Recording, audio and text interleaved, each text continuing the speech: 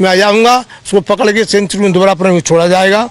और शिकारियों सबको अवगत कराया जा रहा है, कोई शिकारी अब शिकार नहीं खेलेगा, शिकार नहीं मारेगा, किसी जीव को नहीं मारेगा, उसका परिणाम बहुत बुरा होगा। उसको मारपीट भी हो सकती है, जेल भी हो सकती है, उस पकड़े पुलिस में दे सकते हैं, कई केस लग जाएंगे। तो इसे उनको रक्षा के लिए उनको अब समझाया जा रहा है, सब जो है उनके लिए जो शिकारी हैं, तो आसपास गांव के अपने जो है सेंचुरी जो अपना जो है बॉर्डर है, उस बॉर्डर पर ये बसे हुए शिकारी, अपनी सेंचुरी के चारों तरफ बसे हुए ये लोग। तो सरकार से मैं गुहार यही कर रहा हूँ कि उनके पास जो शिकार मारते हैं, रात को आते हैं, रात में जो शिकार मारते हैं, चीतल मारा, सांवर मारा, वो गांव में जाकर बेचते हैं, उनको धंधा है, ये कभी रुकते नहीं है। कुछ उनके हौसले बुलंद हो रहे हैं, क्योंकि कोई कर्मचारी नौकरी करता है तो अपनी मौत के लिए नहीं करता है, अपने बच्चों के लिए करता है नौकरी। और यहाँ सेंचुरी में एक जो है, यहाँ अभी 2-3 साल पहले डिप्टी रेंजर को मार दिया था या लोगों ने, शिकारियों ने। तो उसके साथ ही 2 नाकेदार थे, उन्होंने कोर्ट में जाके मना कर दिया कि पता नहीं साहब किसने मारा, उनके सामने मारा, फिर मना कर दिया। तो वो लोग बरी हो गए, तो उनके हौसले और बुलंद हो गए। तो सरकार से मैं ये निवेदन करूँगा कि उनकी ये बंदूकें जमा कर दी जावे, सब पूरे जो है, सिर्फ मोगियाओं की जो भरमार बंदूकें टोपीदारों के पास जो दारू चलती हैं, तो शिकार खेलना बंद हो जाएगा अपने आप। और अब सब पूरी जनता के लोग हैं, अपने 300-400 चीता मित्र, वो सब चीतों की जी जान से रखवाली करेंगे। अच्छा, ये चीता मित्र अब कितनी जागरूकता फैला पाए हैं, लोगों के मन से क्या डर दूर हो गया? और मैं देख पा रही हूँ आपके साथ जो आपके साथी हैं, क्या ये भी चीता मित्र बन गए हैं जो पहले आपके साथ जुड़े हुए थे? हाँ, ये केशव सिंह अपने साथ चीता मित्र ही हैं, और अपने बहुत गाँव में बहुत साथी हैं जो चीता मित्र बने हैं। तो सबको बहुत खुशी है गाँव में। चीता तो आ ही रहे हैं, पर प्रधानमंत्री हम पधार रहे हैं अपने क्षेत्र में, इस जंगल में, तो सबसे ज़्यादा बड़ी खुशी है कि उनके जन्मदिन पर जो है ये चीता लाई जाए, तो उनको बार बार बधाई दे रहे हैं, मैया से प्रार्थना कर रहे हैं कि इनकी यात्रा सफल हो, प्रधानमंत्री जी की यात्रा सफल हो। और मुख्यमंत्री जी ने उनके स्वागत के लिए उनकी ऐसी व्यवस्था की है जो कि इंद्र भवन बना दिया है कराल के लिए वहाँ से। तो बड़ी खुशी की बात है, पूरे क्षेत्र में खुशी की लहर छाई हुई है गाँव में कि यार प्रधानमंत्री अपने यहाँ पधार रहे हैं। तो मुखिया जी, आप तो यहाँ पर जंगलों में कई साल, कई दशक बिता चुके हैं, 40-50 साल जंगलों को जान रहे हैं। जरा जंगल का माहौल हमारे दर्शकों को भी बताइए कि ठंड में, गर्मी में, बरसात में जंगल के अंदर कैसा मौसम रहता है, कैसा माहौल रहता है जो इन चीतों के लिए बेहतर होगा? जंगल में जो है गर्मी में तो गर्मी बहुत ज़्यादा पड़ती है, ये पहाड़ी इलाका है, पहाड़ तपते हैं, और ठंडों में ठंड भी बहुत ज़्यादा पड़ती है यहाँ। तो कुछ कूनो नदी किनारे ऐसा है कि वहाँ गर्मी भी कम रहती है और ठंडी भी पहाड़ी वहाँ कम लगती है। तो चीतों के लिए तो अपनी जगह सेफ्टी सुरक्षित है बढ़िया वो। अच्छा जी, तो मौसम हर हाल से आपको लग रहा है कि चीतों के लिए भी ठीक है? अच्छा, लोगों के मन से भी अब डर दूर हो रहा है। जी। प्रधानमंत्री का जानवरों का प्रेम वक्त बेवक्त हम देखते आए हैं, कभी चिड़ियों के साथ, कभी मोर के साथ, कभी कुत्तों को लेकर संदेश, और अब चीते, जो कि आप बता रहे हैं पूरे भारतवर्ष में 10 नेशनल पार्क्स को शॉर्टलिस्ट करने के बाद आपके अपने जंगल यानी कूनो को चुना गया। इस बात को लेकर कितना उत्साह है? बहुत खुशी है सबसे ज़्यादा। इस तरह से कोई भगवान के मंदिर में जाता है तो खुश हो जाता है, वह प्रसन्न हो जाता है दर्शन करने के बाद में। इसलिए चीते आ रहे हैं तो पूरे क्षेत्र में खुशी है, उनके दर्शन करने से ज़्यादा जनता खुश हो रही है, चल दर्शन तो होंगे उनके। इस बहाने से जो है उनके जो जन्मदिन का स्वागत लेके आ रहे हैं चीतों की एक तरह से। तो जनता में इतनी खुशी है कि इस तरह कोई मेला को भागते हैं आदमी, तो मेला जैसी खुशियाँ भरी, चलो मेला देखने चलते हैं, तो ये कहते हैं अरे मंत्री। That's all from me. Well, Times Now promises to keep you ahead on this very unique way of celebrating Prime Minister Narendra Modi's birthday tomorrow. For now, over to Editor-in-Chief Rahul Shivshankar. Thanks indeed. Yes, that's going to be a big occasion tomorrow. But viewers, today, part 2 of our continued investigation. It's a big story. It was very well received yesterday. One hopes that when you hear the details that I'm going to give out today, you will realize the magnitude of the problem. Viewers, villagers in 6 Trichy villages in Tamil Nadu may be reeling from shock after they suddenly woke up to find that their land, ancestral land, has been claimed by the Waqf board. Because viewers, of a draconian law framed in 1995 by the then Congress central government that gives them sweeping powers to take over any property. But what if I told you that the Waqf bullied the UPA government to cede acres upon acres of prized land in Delhi's Latyan zone? And what if I told you that the land was granted? What if I told you that the decision was taken by Dr. Manmohan Singh's cabinet and informed via a secret note? What if I told you that the Congress was, quote, pleased, unquote, to hand over this land in Latyan's Delhi, acres and acres of precious land? What if I told you that the decision was taken hurriedly, allegedly without a prior survey and just days before the 2014 elections? I'm sure you will think I'm spreading disinformation. Why would anyone bend over backwards to entertain the fancies of one particular organization? But I'm not, viewers, spreading disinformation. Your channel has unearthed the secret note. It has unearthed a massive surrender, and it even knows which properties these are in Connaught Place, Ashoka Road, Mathura Road, and several other high-value VVIP enclaves. Here, viewers, in my hand is the UPA era secret note, which gifted away Delhi on a platter to the Waqf. And it isn't just one or two properties, but 123 prized parcels of land in Latyan's Delhi, some even running into hundreds of crore rupees. And it just took one phone call to denotify the land in favor of the Waqf board. Indeed, we know that clause 43 of the Waqf Act is so powerful that even a government can find it difficult to say no. At least the government that has a vested interest in keeping a particular vote bank happy.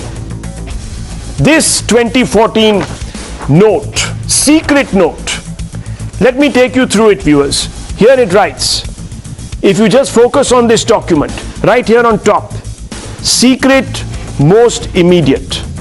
It's written on the 5th of March 2014. It is sent out by Mr. Jay P. Prakash, who is the additional secretary, to Dr. Sudhir Krishna, Secretary, Ministry of Urban Development, New Delhi. Viewers, this note, which is signed by n number of officials and all within just 2 weeks of the Lok Sabha polls being notified, says, please refer to the telephonic request, I told you, one call, made by Secretary, Ministry of Urban Development on 04/3/2014, requesting that the decision of the Cabinet allowing the title to revert to Delhi Waqf Board or Mutawallis be communicated to the ministry pending formal issuance of minutes. Pending formal issuance of minutes. Look at the hurry, viewers. All words I'm reading out. Denotification of 123 properties in Delhi under the control of LNDO DDA, allowing the title to revert to Delhi Waqf Board or Mutawallis be communicated to the ministry pending formal issuance of minutes. Viewers, in this regard, it goes on to say, it is informed that the Cabinet has, in the meeting on 02/03/2014, just 3 days prior to this letter, considered note dated 04/02/2014 and the supplementary note dated 27/02/2014. This note was written by the Waqf, viewers, demanding these properties. circulated in the meeting from the Ministry of Urban Development regarding denotification of 123 properties in Delhi under the control of LNDO DDA and allowing the title to revert to the Delhi Waqf Board or Mutawallis, and approved the proposals contained in paragraph 16 of the main note subject to the following condition. The conditions are listed here, viewers. The minutes of the meeting will be issued in due course. Act even before the minutes of the meeting have been put out. In the meantime, this letter is being issued on your request to take further action in the matter with regards J.P. Prakash. Viewers, what happens then is a list of properties. Here all of the properties listed. You can see them. They're in my hand, each one of them. You also have on the 5th of March, Ministry of Home Affairs notification.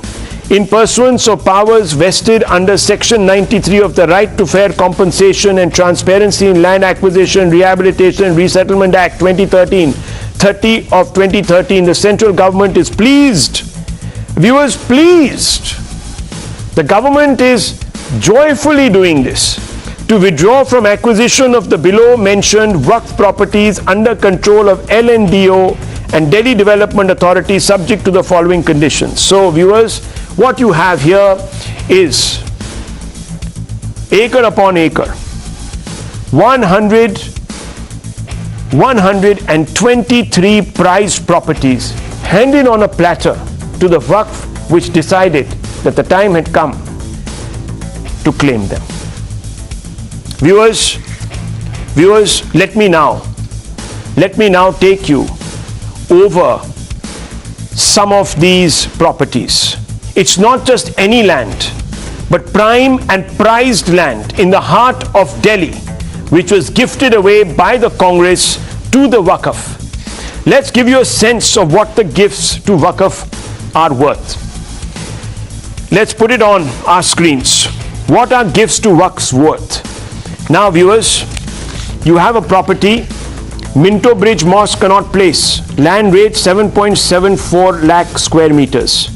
Muslim Graveyard along Lodi Road, land rate 7.74 lakh square meters. Masjid Tibia College, Karol Bagh, land rate 1.5 lakh square meters. Dargah Sahib opposite Jama Masjid, land rate 90,000 square meters. Muslim Graveyard, Lodi Road, land rate 63,000 square meters. This is the MCD's minimum circle rate of 2014. Viewers, we are telling you what the properties were worth back then. Viewers, in fact, we traveled to two of the properties which were generously gifted away to the Waqf. They're in prime locations of Motilal Nehru Marg and near Tilak Bridge. One of them, viewers, is even inside Rashtrapati Bhavan, believe it or not. Watch these ground reports, listen in. Spread criticism of the Waqf board by the right-wing organization in the country. Here we are at one of the 123 properties owned by Waqf board which were given to them by the central government. That has raised a controversy in the country. Here at the Motilal Nehru Marg in the heart of the national capital, just minutes away from the parliamentary building in Delhi. We are at the Tilak Bridge in the national capital, and just left side of this Tilak Bridge is one of the 123 properties of Waqf board that they are claiming to be theirs. In the affidavit filed, in a counter affidavit filed in the Delhi High Court in the response against a petition filed by a BJP leader Ashwini Upadhyay and also senior advocate Vishnu Jain. This is a Babasa mosque just nearby the Tilak Bridge in the national capital, and this is one of the property of the Waqf board that they are claiming. Now viewers, there's a problem here. The problem is that when the NDA came in, they halted the transfer. And it's only a problem for the Waqf. Why? Because viewers, a judgment of a court previously, of a high court, had said that it was incumbent upon any government to first get a survey commissioned through the Waqf board to determine if these properties were genuinely properties belonging to the Waqf board. That survey was never done, viewers. And this was confirmed to us by the person who led the single member committee appointed by the NDA after they halted this transfer, which the UPA was pleased to enact. Viewers, after the single person committee made its report, another committee was set up, a two-person committee with IAS officers. The first one was a judge. Second committee was set up a few years ago to once again look into all of this. The matter is in court because when the government decided to give one of these impugned properties to the ITBP, the Waqf went to court. That matter is also being heard, viewers, in the court. So there's a gridlock. Sarkari properties claimed because, viewers, as I told you, no other organization, trust or body representing any other faith has such unbridled powers. When we confronted the Waqf chairman of Tamil Nadu, he laughed off the concerns of the villagers of Trichy who are on the verge of losing their lands to the Waqf. You saw that last night. This exclusive right enjoyed by the Waqf makes a mockery of the idea of equality under the Constitution. It trivializes secularism, it mocks the members of other faiths, and it is against the principles of natural justice. But viewers, when petitioners move the Supreme Court, calling upon the Supreme Court to strike down this draconian provision which empowers the Waqf, the Jamaat-e-Islami has come out a very influential Muslim party and has sought to intervene and, viewers, stop the courts from taking any action. The Jamaat clearly doesn't think there's anything wrong. In fact, its leaders think that getting special privileges is a God-given right. That's why the Jamaat is fighting petitioners who are challenging the impunity granted to the Waqf by the Act of Parliament. Last night I showed you how the Congress amendment to the Waqf Act dating back to 1995 gives the Waqf special powers. I took you through each one of those special powers. Viewers, it's the only body that can declare any registered, viewers, mark my words, property of trust society as Waqf, and it can then initiate an inquiry. Waqf can then call for the registration of such property under the Waqf Act. A Waqf board can call upon those individuals to respond via show cause why such property should not be so registered in the Waqf's name. Section 54 of the Waqf Act 1995, in case of encroachment, Waqf CO will serve a show cause notice and conduct an inquiry. If Waqf CO is satisfied that property is Waqf's, that may ask the tribunal to order the eviction. If they refuse to evict within 45 days, board can take possession of property. Viewers, no other authority in this country has that much power. Tomorrow they can come to your home and say it's standing on Waqf land. We've done some sort of a survey. We notify you. Tell us why you think this property should not be handed over to us. If you can't furnish a reasonable explanation in 45 days, you're out. You're out. And you can't do anything because Section 101 of the Waqf Act also denotes every member of the Waqf board as a public servant. So if you try to obstruct, you try to stop, you could go to jail. Viewers, this shows that the Waqf has been empowered to run basically an empire of its own. And it has an empire. It's the third, arguably the third largest holder of land, and a lot of that land, viewers, is contested. Just like in Trichy, where the villagers are shocked. They said that generation upon generation of our family owned this land, and suddenly we are being told it's not ours. Let's open this up. Let's understand what is going on, how this came to be. I want to first begin with Kamruzaman Chaudhary, leader of the Congress. Mr. Chaudhary, your government almost gave away Delhi's Latian zone. Latian zone on a platter to the Waqf. Yeah. What was the compulsion? Secret note was written. It was done in a great hurry. You didn't even want to wait for the minutes of the meeting to be communicated. You gave them impunity under the law. Well, Rahul, yeah, can I come in? Yes, sir. Yeah, Rahul, the basic point is that you are starting from 1995, but the Mussalman Waqf Act of 1923, then you have got the Bengal Waqf Act of 1934, then when the Central Waqf Council was formed in 1964. These are all the precedents of the Act. 1995, the Act was re-amended and re-modified to protect the Waqf properties, which was under illegal adverse possession so long that most of the Waqf properties as of now are encroached by illegal settlers. I am not going to specifics of any particular case, but here I want to bring in the judgment of the Supreme Court, wherein it says is covered by the specific provisions of the section 6 and 7 of the Waqf Act 1995, hence is required to be decided by the tribunal. Tribunal is a quasi-government body. It is appointed by the government to decide on the nature of the character of the land, whether it is a Waqf or not. Now you see, whenever there is a Waqf property, there are three characters of the Waqf property. Any property cannot be deemed to be Waqf unless there is a Waqf Nama, or what we call the registered deed in the name of either God, that we call Allah, or in the name of Waqful Aulad, or it is come under the central administration of the Waqf board. So nobody can declare any property as Waqf until the original owner has gifted that in these three particular cases. A Kabristan, a mosque will always be coming under Mr. some Chaudhary, Matawallis or under the Mr. central Chaudhary, don't tell us what we already know. Thank you for making this act so draconian. Now I want to ask you a very specific question. Very specific question. No, it is Your not. government in Yeah, 1991 brought about the Places of Worship Act, right?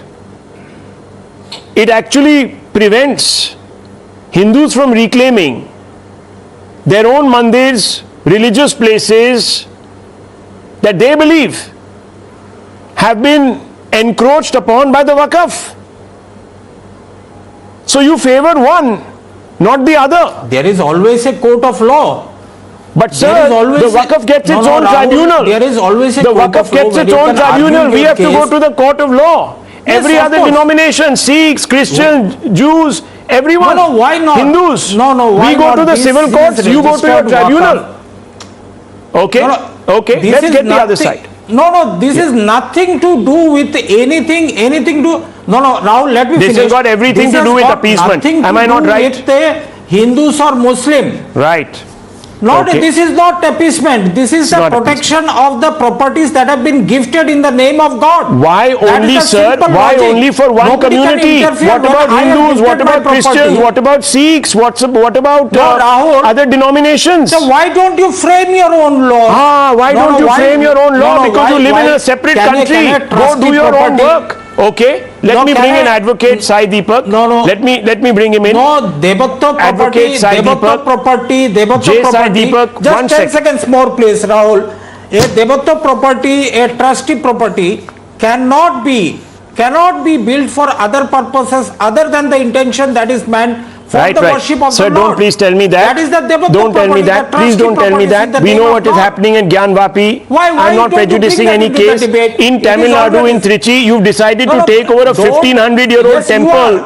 Yes, when you you are. in India, as Islam goes, is about There is a 1,000, court of law, 1,200 there years is a old. tribunal, let them decide it. Let them, you see, that's the problem. It's not them who decide, it's the tribunal that will If I- decide. The if I tribunal have set up gifted under your my act, by property you. for a particular Let me bring in Sai specific Deepak. purpose, Okay. then let it.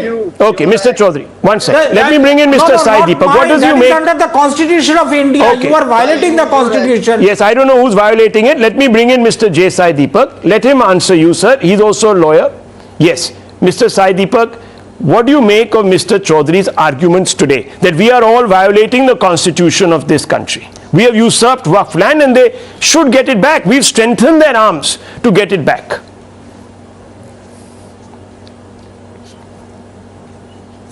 You're on mute, I think. Mr. J. Sai Deepak, you're on mute. Yeah. Go ahead. Yes. Am I audible now? Yes. Go ahead. Yes. Yeah. His point is that land which has been endowed by members of a particular community to their deity belongs to that particular community and it must be protected, and that there must be legislation to protect it, right? Now apply the very same logic to the land endowed by members of the Hindu community to their temples. Here's what I would ask you to compare. The HRC legislations on the one hand and the manner in which the land of Hindu temples and Hindu community is treated by the state governments on the one hand, and the freedom that is given to this particular community through the Waqf Act. Because for all practical purposes, the very same land that is endowed by Hindus to their own communities, to their own temples, are taken over by the state and they are used for so-called secular non-religious purposes such as construction of roads, such as in Tirupati, construction of metro stations such as in Tamil Nadu and other places. Whereas on the other hand, this particular community effectively has the right to issue show cause notices to others, basically saying, if you do not show cause as to why this belongs to you, it otherwise belongs to me. That is the onus that is effectively cast on members of the community. So unless and until you raise a red flag or an objection explaining how this particular title belongs to you, it otherwise belongs to us. These kind of sweeping powers have been given.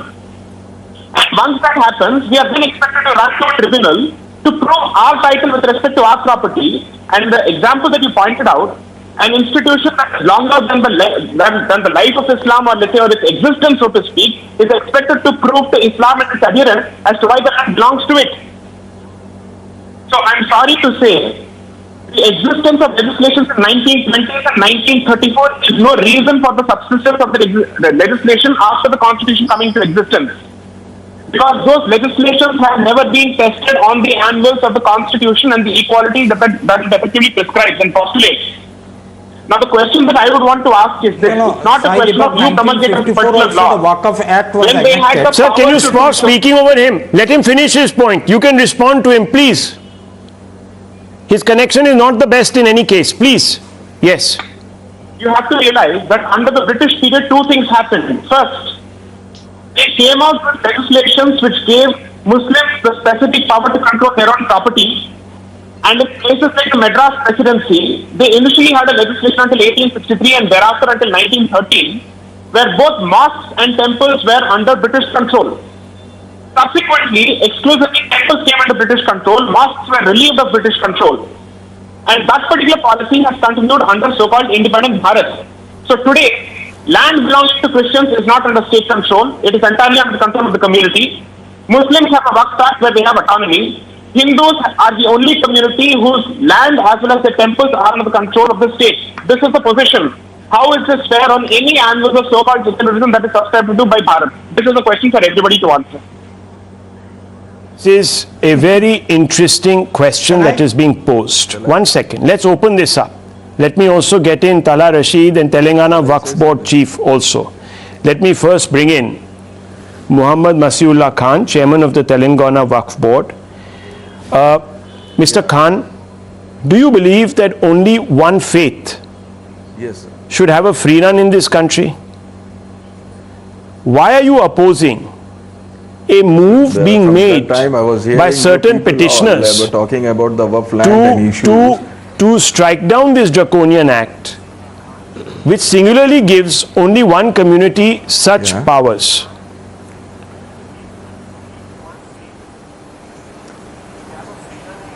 See, shall I say you something? The community which has donated the land from our forefathers, and because of the masjids and for the Khabristan and for every individual things for our community to help them out, these properties are got from our forefathers. You can see the Waqf Act, which can I show on my this thing on your page. So what is Waqf Act? I want to say my brother advocate who is online, he was talking about I think he can't know about the right things of the Waqf land. Waqf land is always Waqf land. Our forefathers have registered the lands on the many trusts and many things, but in all other communities like Hindu community, they donated the lands in endowment, but the endowment land can also sell the land and can also buy the land, but Waqf is always Waqf. We can't buy the land, we can't sell the land. Our forefathers have registered the sale dates, which is called as Kitabul Mulk, Kitabul Haq, and Book of the Endowment in section 36. You people can see the which all they have written in all. And one more thing, and this all have done from the survey commission, from you can see the section 4 and 5, which all lands came from our forefathers, which they donated from their own rights. They have donated many acres of land, like 400 to 500 acres each places. So how can you say the government has donated, the government has given a gift to the Muslim community? This is all words are made wrong. Jesai Deepak, would you like to respond very quickly before I bring in Vishnu? Because this, Just one question. Which forefather of this community donated land to 1500-year-old temple? I would like to understand. Perhaps that is a question that needs to be answered, because I don't think there were any Muslim forefathers in this country 1500 years ago. So it's really astounding that he has made a statement about his forefathers. But then why you can ask your forefathers if you can have the answer. You ask your forefathers, they will question your answer very easily. And it is his position because my forefathers have donated the land. We have the registered documents. We have enough. This is the real problem. Gift deeds. Anyone can come up with any claim. You can say so and so gave it to me, such and such person, and there is no statute of limitation also applicable. So they can go back all the way, 300, 400, 500, 600 years. Vishnu Jain? We can't claim our properties and temples. The places of worship are because they have done, they were the kings at that time. They were the Jagirdars at that time. They have donated many lands. Let me bring in Vishnu Jain. Vishnu Jain, what do you make of these arguments from Mr. Khan? We have the sale deeds. Yes, Tala Rashidi. Okay, 1 second. Let's one by one, gentlemen, please. Gentlemen, one by one. We can show on the record. I'm not talking on the any oral ground on you. I'm talking about my oral ground, but I'm not talking with you anything else. We have registered documents with us. So every invader who comes in will create a box and basically say that it's his property. That's exactly how Babri Masjid was made a waqf. Absolutely. Even Babri Masjid was made a waqf property. So is the Gyanvapi Masjid. Viewers, it's very interesting. Under the tenets of the faith, correct me if I'm wrong, a waqf property cannot be created on a desecrated piece of land or land that is claimed by another community or is polluted ritually. But here, on desecrated pieces of land, shall I say you something? Have waqf properties. 1 second, sir, please. Let me bring in Vishnu Jain and let me bring in Tala Rashidi. Mr. Rashidi, I am on a different principle tonight.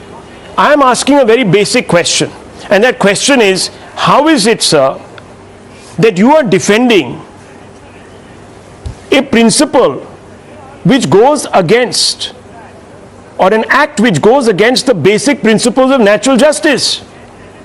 Mr. Rashidi, on what grounds?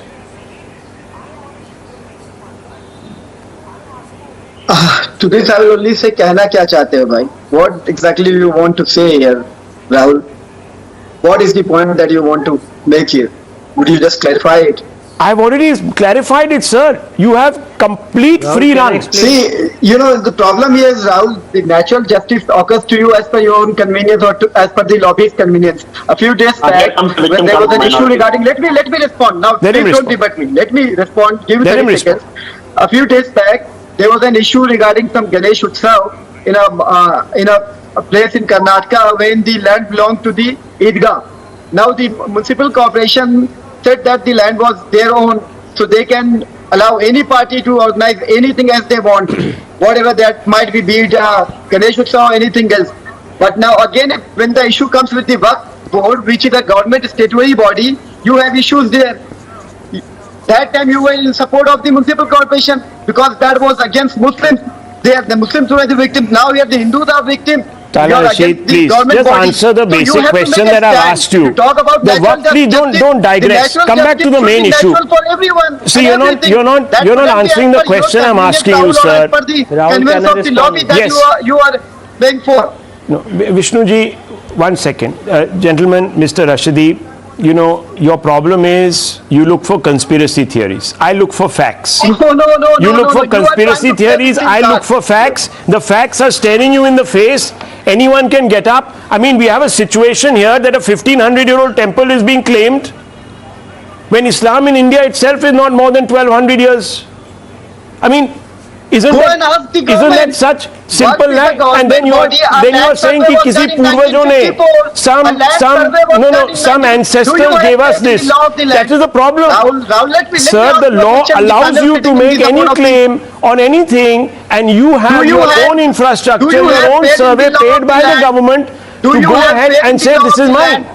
Does the panel, we have two court officers sitting here. Do they have faith in law of the land? Okay, Do you let have me bring faith in Vishnu Jain. law of the land? Vishnu Jain, If a respond. law has been enacted Respond by to the Mr. Parliament Rashidi. of India, It's you about have a faith faith in the in Supreme it. Court. A It's survey about a was faith done in the law of the land. 1954 and that land came into under work. Mr. Rashidi, one second. Mr. Rahul, Rashidi, today listen I to Mr. want Jain. to- Yes, Just simply, yeah. Go ahead. Rahul, today just I want to simply add one more concept to WAF. Whatever you have told today is, you have very nicely capsulated it. But I want to add something further. Now I want to read the definition of WAF, its two-line definition. What does the WAF mean? WAF means a permanent dedication by any person of any immovable or movable property for any purpose recognized by Muslim law as pious. So it means that there has to be a dedication by any Muslim, and that dedication has to be Allah, that this property is donated for a charitable purpose. But it adds further.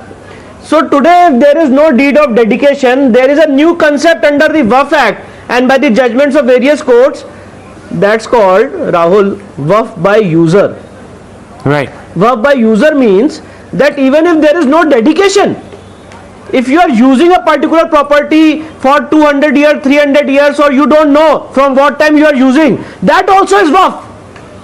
So I am facing today a problem in not just Kashi, Mathura, in so many parts of the country, where if we ask a question in the court of law that boss, please tell us that who dedicated this property to you, and precisely let me give you an example. In Taj Mahal's case, the Honorable Supreme Court asked the question to the WAF board that when you have dedicated this property as WAF property, and show us the deed of dedication by Shah Jahan. No answer has been given by the WAF board till now. Rahul, the point is this, that how can these concepts be given a legal regime? How can these concepts be given a legal recognition where there is no such concept for the members of the Hindu community? If today I am saying that I am worshipping in my temple in Gyanvapi from time immemorial, there is no concept of trust by user. I have to prove documents, I have to show history, I have to show various travelogues to say that yes, I was existing prior in time. But for them, even if they are existing there from 50 years, 60 years, that is also WAF. So Rahul, I want to add something else today. My friend here, I was listening to my co-panelist, he said that this WAF Act was existing from a long time. It was in 1936, 1954. I want to say something else, Rahul. This said, all these powers, Rahul. Lawyer of your stature. Sir, just a minute. You are empaneled in the central government's panel, sir. Rahul, can I respond? Rahul, all these kind of Mr. powers Chaudhary, are no, hang on, in Mr. WAF Act Chaudhary, he has not 1923. attacked you. He has not attacked you. He can also call you all sorts of names. Don't, this is the problem. Please stop name calling. Don't get personal. No, if you have what facts? What facts do you have, sir? You show me. Can you show me any reason?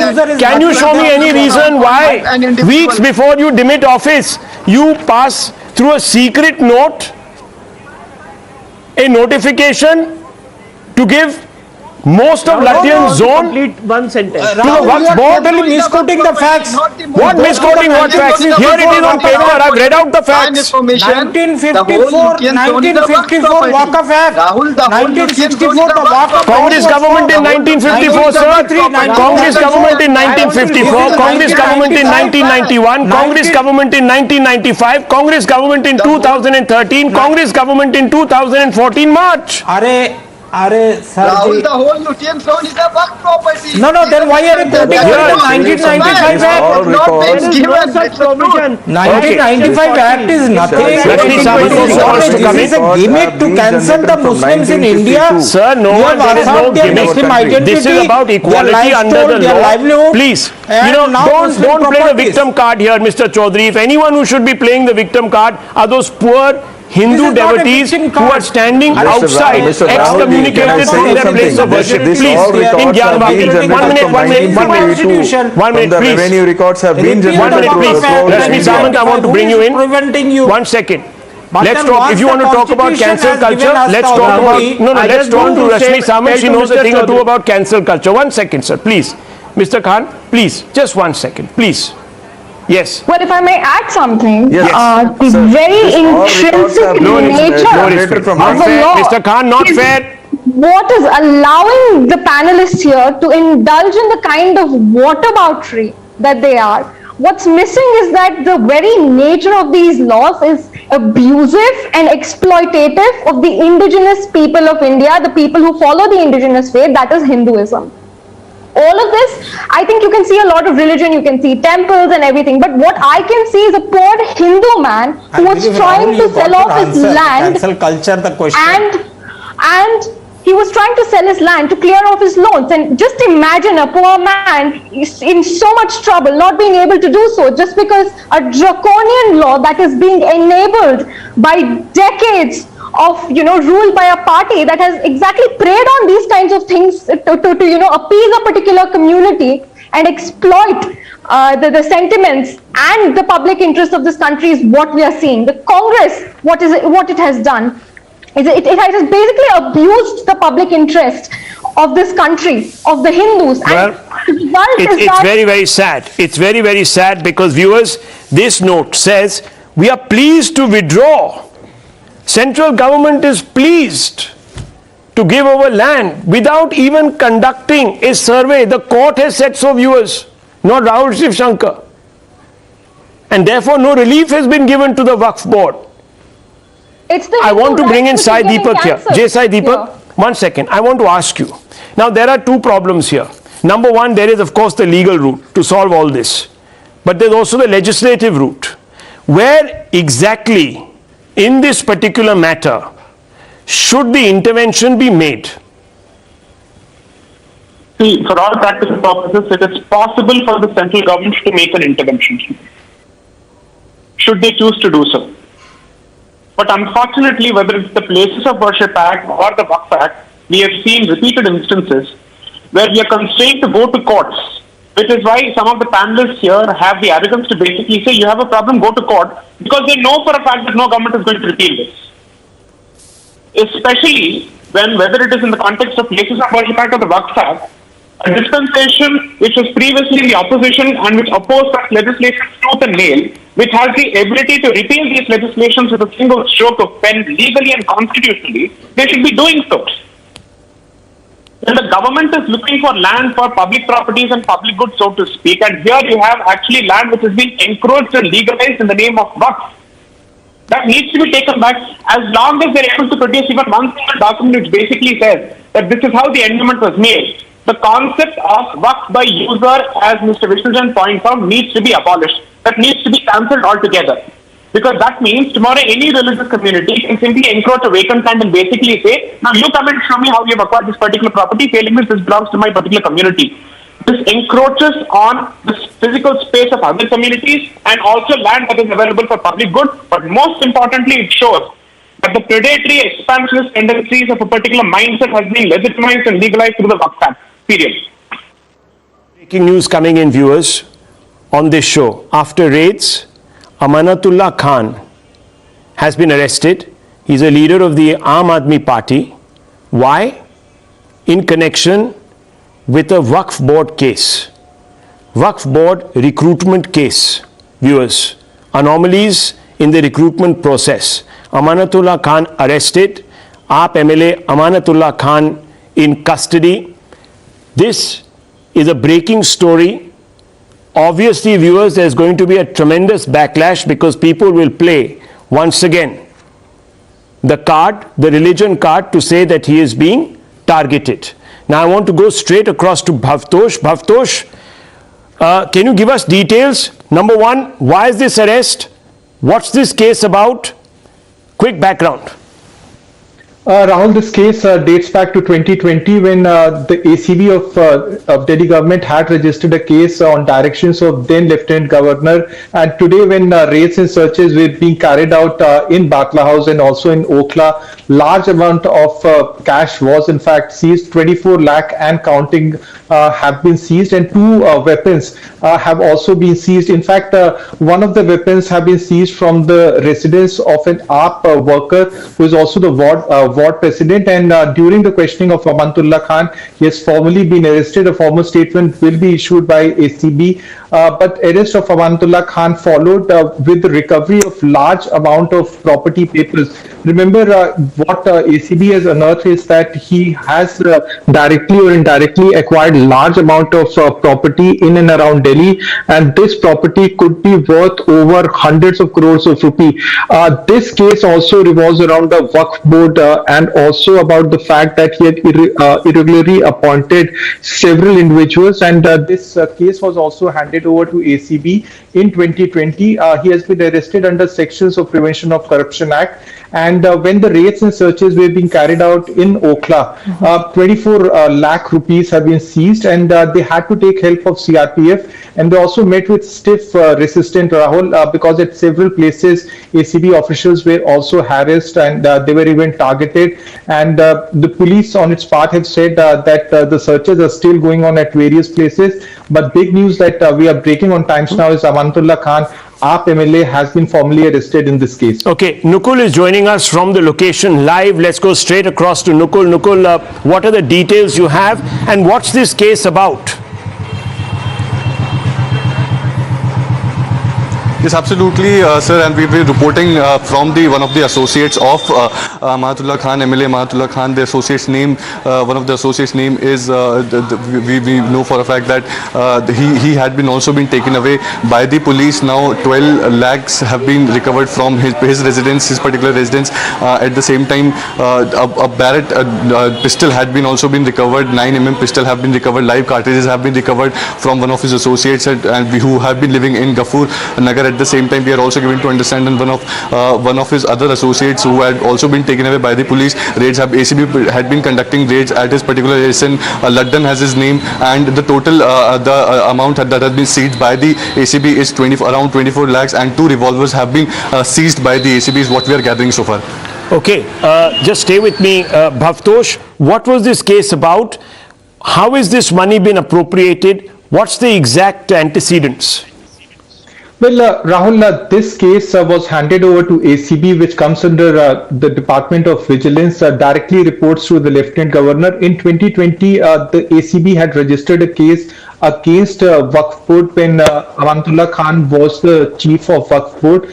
Irregular appointments were made by Waqf Board, and there is also indirect matter pertaining to how Waqf Board had acquired large amount of properties. Now, Amantullah Khan, through a shell company, had acquired large properties in and around Delhi. Now, these properties are of around 100 square yard and more than 100 square yard. Now, what ACB sources are telling us is the value of property, Rahul, is anywhere between 80 to 100 crore rupees, and the investigation in this case has just started. They have said that they will be sharing the finding of their investigation with other federal probe agencies. Okay. Now, that's the big case that we are breaking on Times Now, that this case is no longer just confined to ACB. This case can go much beyond that, and this is not the first case that Amantullah Khan is facing. There is also a parallel investigation that is being done by the Central Bureau of Investigation, again pertaining to Waqf Board.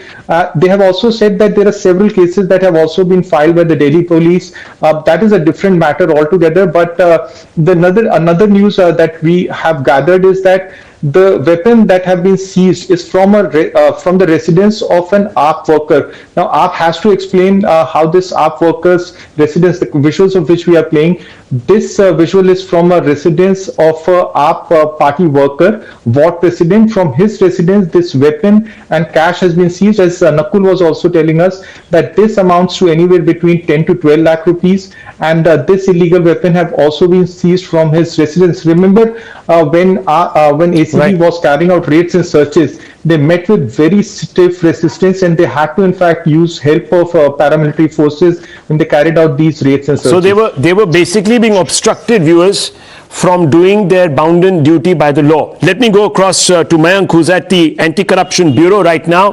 Mayank, we believe that Amanatullah Khan has been brought across to the ACB. What's happening there? There's a lot of movement on your screen. Yes.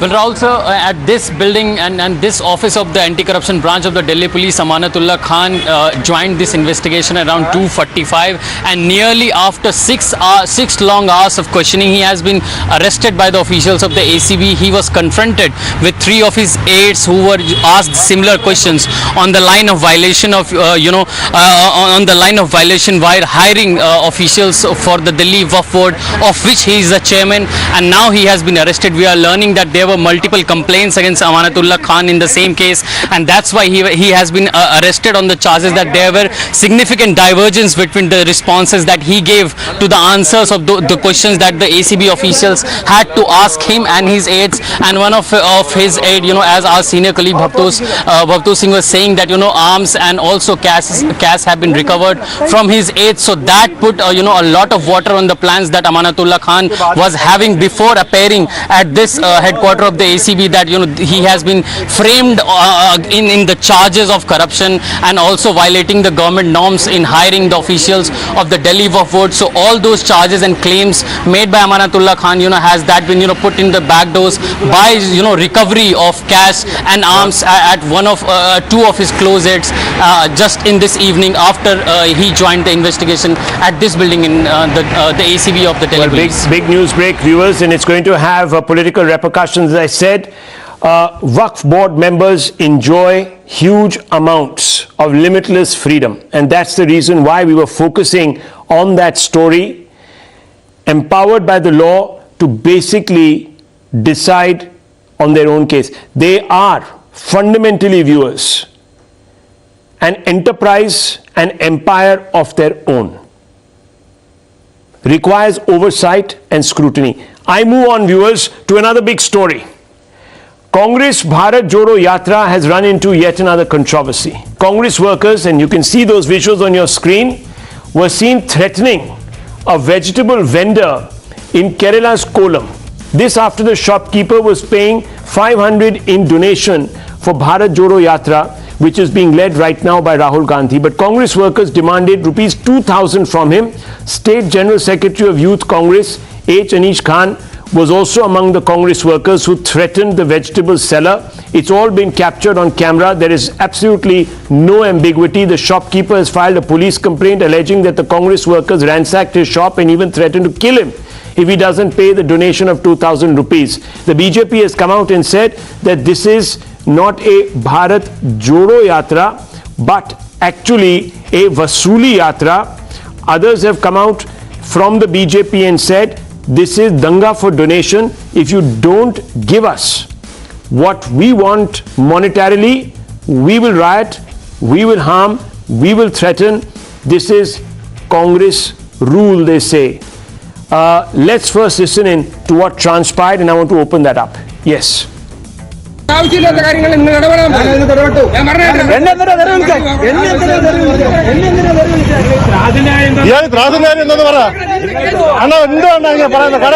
സംഭവം പരിപാടി കളിച്ചിട്ട് class ഉണ്ടാക്കുമെന്നോ? എല്ലാം വരുന്നതെല്ലാം നോക്കിക്കോളാം. ഇത് 2000 രൂപ പിരിവരാത്തുള്ള പരിപാടിയാണല്ലോ. എല്ലാം എടുക്കുന്നുണ്ട്.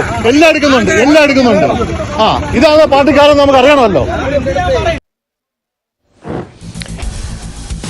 Well, viewers, an extortion bid straight there in the name of Bharat Jodo Yatra. Let's open this up. Let's go across to the BJP, Syed Zafar Islam, national spokesperson of the party, and Kamruzaman Chaudhary, leader of the Congress. Mr. Chaudhary, your party workers caught on camera extorting money for Rahul Gandhi's grand yatra. What's going on? Well, I believe, Rahul, you must have gone through the communications in charge, Sri Jairam Rameshji's statement on Twitter, wherein he condemned this act that was done by some loose cannons within the party. There are always such incidents that might happen to any political party. But you see, the important out here is when Rahul Gandhi is trying to convey a message to the citizens of the country, such incidents are highlighted instead of the real issues. That is the problem that we are having in this country right now. So there are many people who are saying that your activists believe it's their bounden duty to extort money so that the Parivar, as the BJP is saying, can get all the plush comforts, can have well-funded rallies. It's all happening because of a culture of psychophancy. That's all. I'm asking you this question because the BJP has posed it. That's all. No, you can talk about all sorts of things, but one basic question that the entire country now asks: what happened to all the money of the 2G scam, the coal scam and whatnot scam that the BJP 2G scam, coal scam, projected before 2014? One second, Where are the sir. money? 2G scam. Where are the money now? Now we have to collect 500 rupees. Are you denying that these Congress workers on camera who've been caught on camera were extorting money? Are you denying this now? If you are, then sir, why have they been suspended? The state. I am telling you, Rahul, one thing, that Sudhakaran ji, our Congress chief in Kerala has already condemned this. They have expelled them from the party. Let me bring in. There are instances of this maybe in any political party. Right. You cannot generalize such incidents with the entire Congress party. It's a one-off. And for that I gave the issue. Okay, it's a one-off, says Mr. Chaudhary. It's a one-off. Sayyid Zafar Isam, it's a one-off. Why are you getting het up, excited? Why are you assuming that this is the Congress's culture? Rotten apples in every establishment. No, Rahul, it is important to understand that Congress party's DNA is to extort money from the system, do corruption, do scams, because the party of scams and scamsters. That's why they find one way or the other. Since they are not in power, they are not in the government, so they have found another way to extort money from a common man. And this is what they have demonstrated, placed to their strength. That is what they have done. So it is very unfair to even make that statement by the Congress leaders or the spokesperson that is one-off.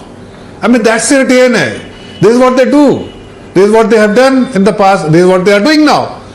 And common man has always suffered because they are who is the victim is the common man, and who is the beneficiary? The first family of the Congress party and all the senior leaders. They want to enjoy all the comfort in life, whether they are power, not power, but they need to have money, and money should come to them no matter what is the process, whether they will do a scam or they will extort. So today they were extorting, and can Rahul, can a junior leader or a karyakarta will have the guts to demand 2,000 rupees when a small vegetable vendor is offering to pay 500 rupees. Let me ask, Mr. Chaudhary, was there an expectation?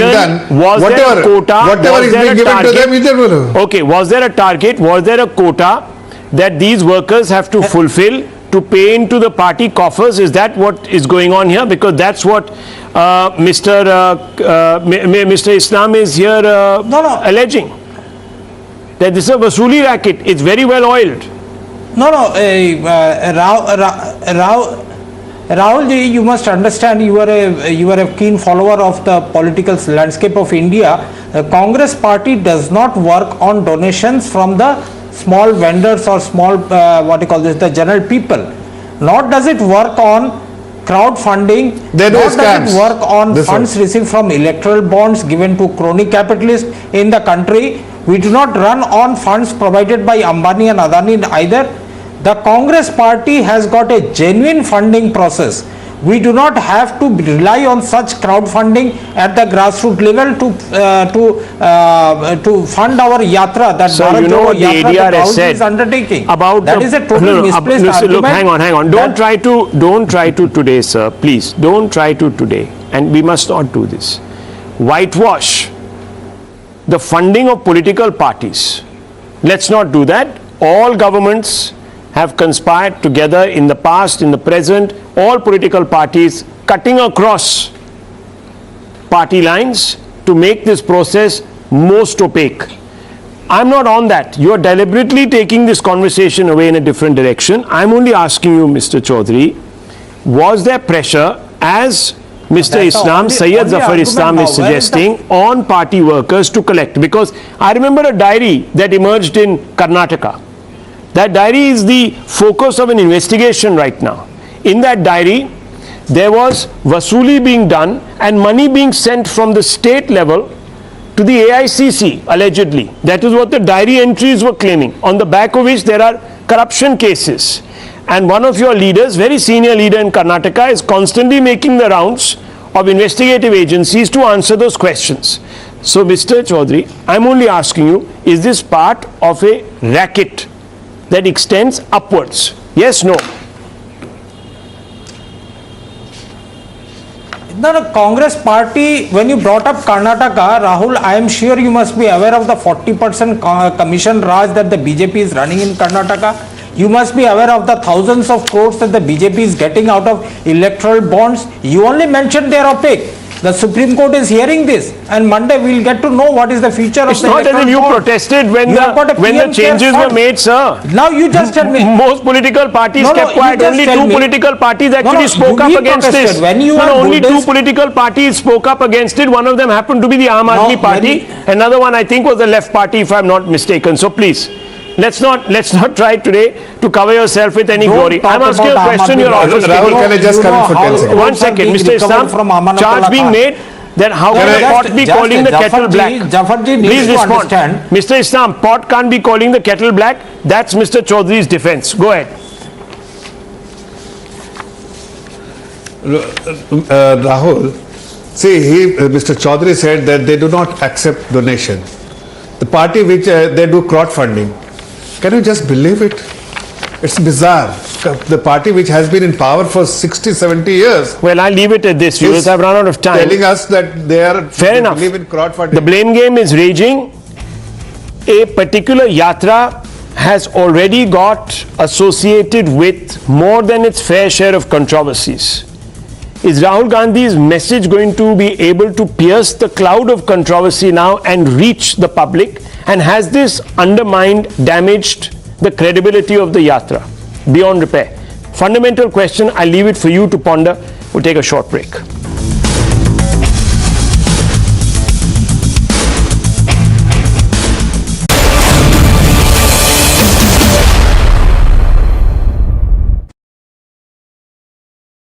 The most pressing issues, the most informed minds, free and fair exchange. Converse India with Rahul Shivshankar.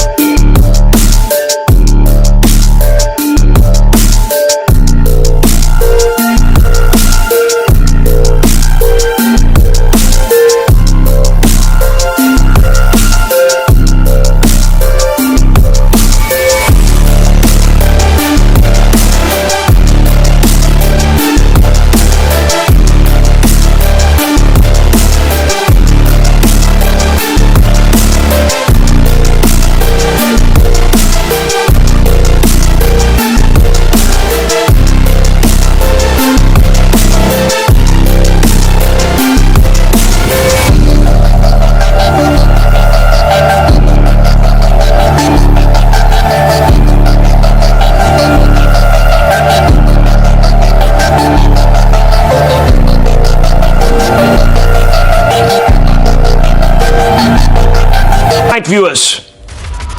Amit Shah to chair key BJP core meeting during two-day visit to Telangana. Shah likely to discuss with state leaders the kind of support that BJP is getting on ground and how to build onto it. The CBI conducted yet another raid against TMC leader Anubrata Mondal and will question his daughter Sukanya. CBI officials have raided the TMC leader's home and his adjoining district in Bolpur in Birbhum district of Bengal. ED team reaches Tihar jail to question Satyendra Jain in connection with liquor scam. Officials of the agency recorded Jain's statement as per the provisions of the Prevention of Money Laundering Act.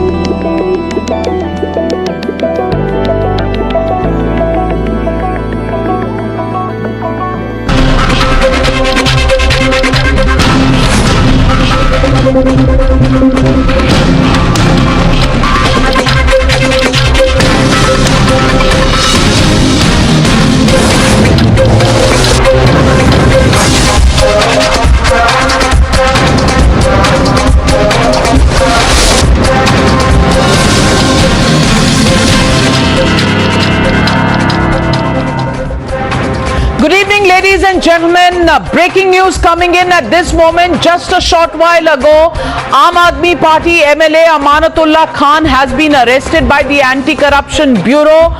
There were raids that were going on at Amanatullah Khan's residence as well as few of his associates. There have been some recoveries of cash which has been said to be unaccounted and some unaccounted weapons as well.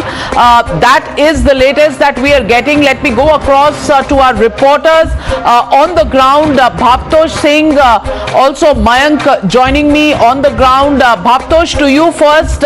These raids this morning following and followed by the arrest of Amanatullah Khan.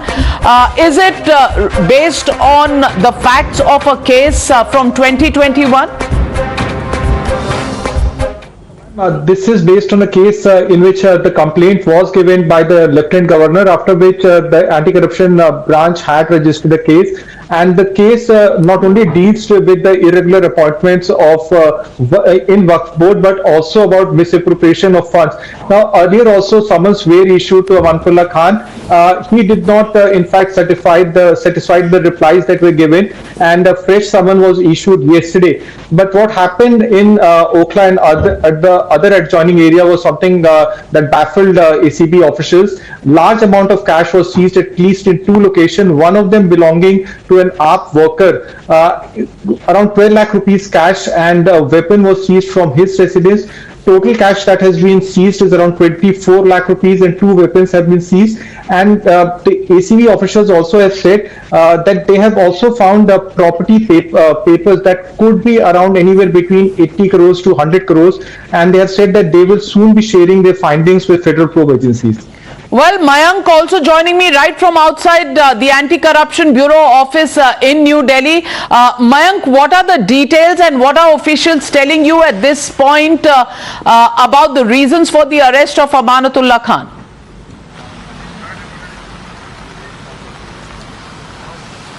Well, ma'am, Amanatullah Khan, the much talked about the MLA of Aam Aadmi Party, has been arrested, and he has been kept at the fourth floor of this ACB headquarter here at the civil lines, just few kilometers away from the residence of Chief Minister Arvind Kejriwal. What should be pointed here is that this arrest is made after 6 hours of questioning, where Amanatullah Khan and his three associates were confronted with similar question, and only after there were divergence and there were difference in the answers of Amanatullah Khan and his three associates, then only he was arrested.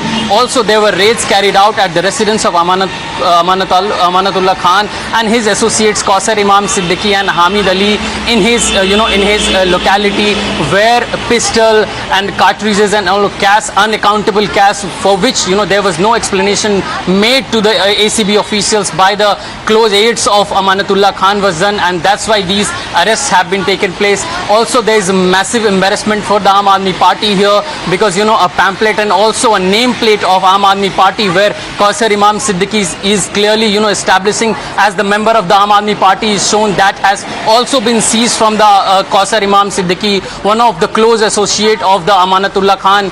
So that puts all the narrative about Amanatullah Khan. When he was entering this office, he was saying that he is he has been it's just a political witch hunt by the ACP on the directions of the BJP.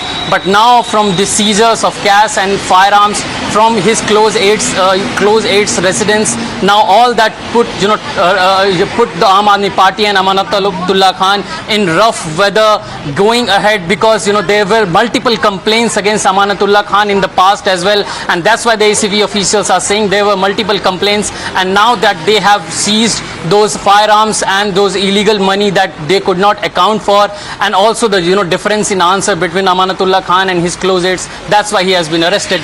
Well, let me get in Nukul, who's also joining me from Amanatullah Khan's residence. Nukul, what is the latest that you're getting from his residence? Are the supporters of the Aam Aadmi Party MLA anywhere around the place? What are they saying?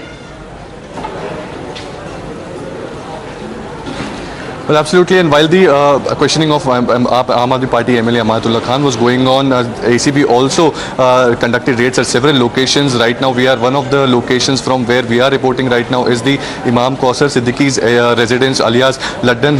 You can see behind me that the raids are still going on, and the police personnel have been deployed here in this particular area. This is in the O block, and the residence number is 54, where the raids have been going on right now. Earlier, we also observed that a raid that was conducted at the residence of Hamid Ali, who is one of the close associates of Amanatullah Khan. Although while he was taken away by the police, he denied all the involvement and association with Aam Aadmi Party MLA Amanatullah Khan. But he was also arrested by the police earlier. 3 hours raid had been conducted at the residence of Hamid Ali, who is believed to be one of the close associates of the Aam Aadmi Party MLA. While at the same time, the ACB have come out and said that the 24 lakh cash have been seized, and with 2 illegal weapons that have been received. But although Hamid Ali had stated that the weapon that the ACB had seized from his residence is legally acquired, of the same time, we have also given to understand that 2 illegal weapons. From one is the Barrett 9 mm pistol, which had been recovered earlier from the Hamid Ali's residence. The raid was conducted at his residence for 3 hours. At the same time, what we are given to understand right now from we are reporting is Imam Kausar Siddiqui's residence, who is one of the members of the Aam Aadmi Party, is what the papers are saying. And right now we are reporting from here. Let me also show you once again that the scene of this particular spot where the raids have been going on. The police personnel still deployed here. So some raids still carrying on at the houses of the aides of Amanatullah Khan, and the police still at that residence questioning these aides for the details on this. We'll keep following that story coming out of this big development, and going to the other big story that we've been following all day today. Ladies and gentlemen, yesterday we showed you how the Waqf board in Tamil Nadu deceitfully usurped the lands of innocent villagers in 6 villages of Trichy. Tonight on the Newshour, we bring to you another tale of treachery of the Waqf board. This time it's Delhi. Ladies and gentlemen, you'd be shocked to know that not just 1 or 2 properties, but 123 prized properties in Lutyens, Delhi were gifted away by the Congress to the Waqf board. Times Now special investigative team has uncovered a UPA-era secret note which gifted away these prized lands to Delhi to the Muslim body. It's not just a secret note alone. There is a gazette notification that followed this secret note by the cabinet. Remember yesterday, Times Now told you how Waqf has staked claim to 6 villages in Tamil Nadu, leaving the villagers shocked to see that their ancestral land was being grabbed. But they are not the only victims. Today, Times Now gets you another tale of treachery and betrayal.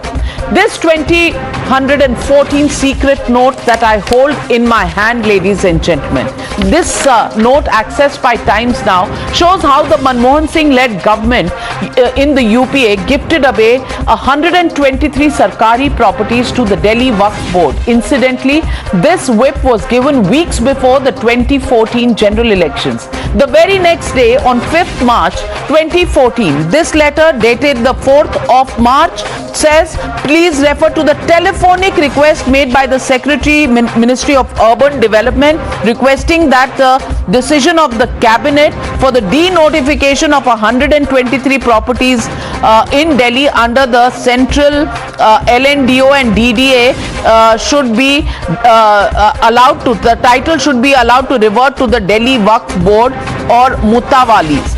That's what was said, and then these were the clauses that were added, that no compensation will be given, and cases pertaining to these properties filed by the Delhi Waqf board against the government will be taken back. So even the cases that were going on where the government could have contested and said and won these cases in court and said that the Waqf board has nothing to do with this land, they just handed over to the Waqf board. And following that, there was a gazette notification that came out, and this gazette notification that I hold in my hand in 2014 was passed on the day the Election Commission announced the elections, and the same lines, the same notification, and mentioning properties in JP Hospital, in Turkman Gate, Ramleela ground, Mansingh Road where a big hotel is there, Hanuman Mandir, there were small mazars or masjids that were there. All of these were handed over, disputed properties were handed over to the Waqf board just like that. Ladies and gentlemen, it's not just any land but prime land and prize land in the heart of Delhi which was gifted away by the Congress to the Waqf.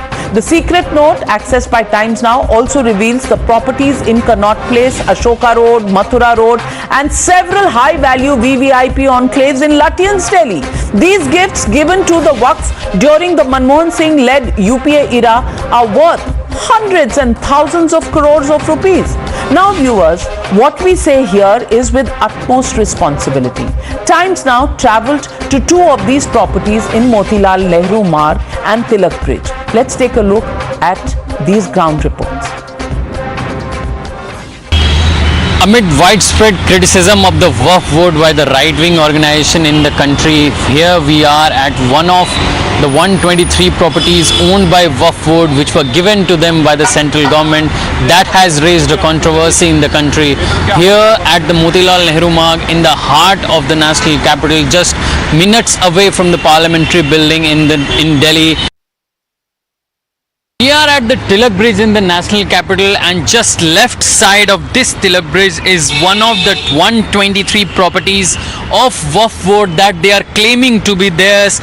In the affidavit filed, in a counter affidavit filed in the Delhi High Court in the response against a petition filed by a BJP leader Ashwini Upadhyay and also senior advocate Vishnu Jain. This is a Babasa mosque just nearby the Tilak Bridge in the national capital, and this is one of the property of the Waqf board that they are claiming. Yesterday we showed you how the 1995 amendment of the Waqf Act gives the Waqf special powers. These powers have been misused not just in Tamil Nadu but also in Delhi. Let's listen in to what the DMK and the Congress have to say on these allegations. தெரியும் கடந்த காலத்துல கையால எழுதப்பட்ட documents எல்லாம் வச்சிருந்தோம். இப்போ கனிமயம் ஆக்கும்போது அந்த காலகட்டத்தில் அந்த சிறிய தவறுகள் அங்கங்கே நடந்திருக்கிறது தெரியுது. ஒரு சில இடத்துல ஆய்வு செய்யும்போது நல்லாவே தெரியுது.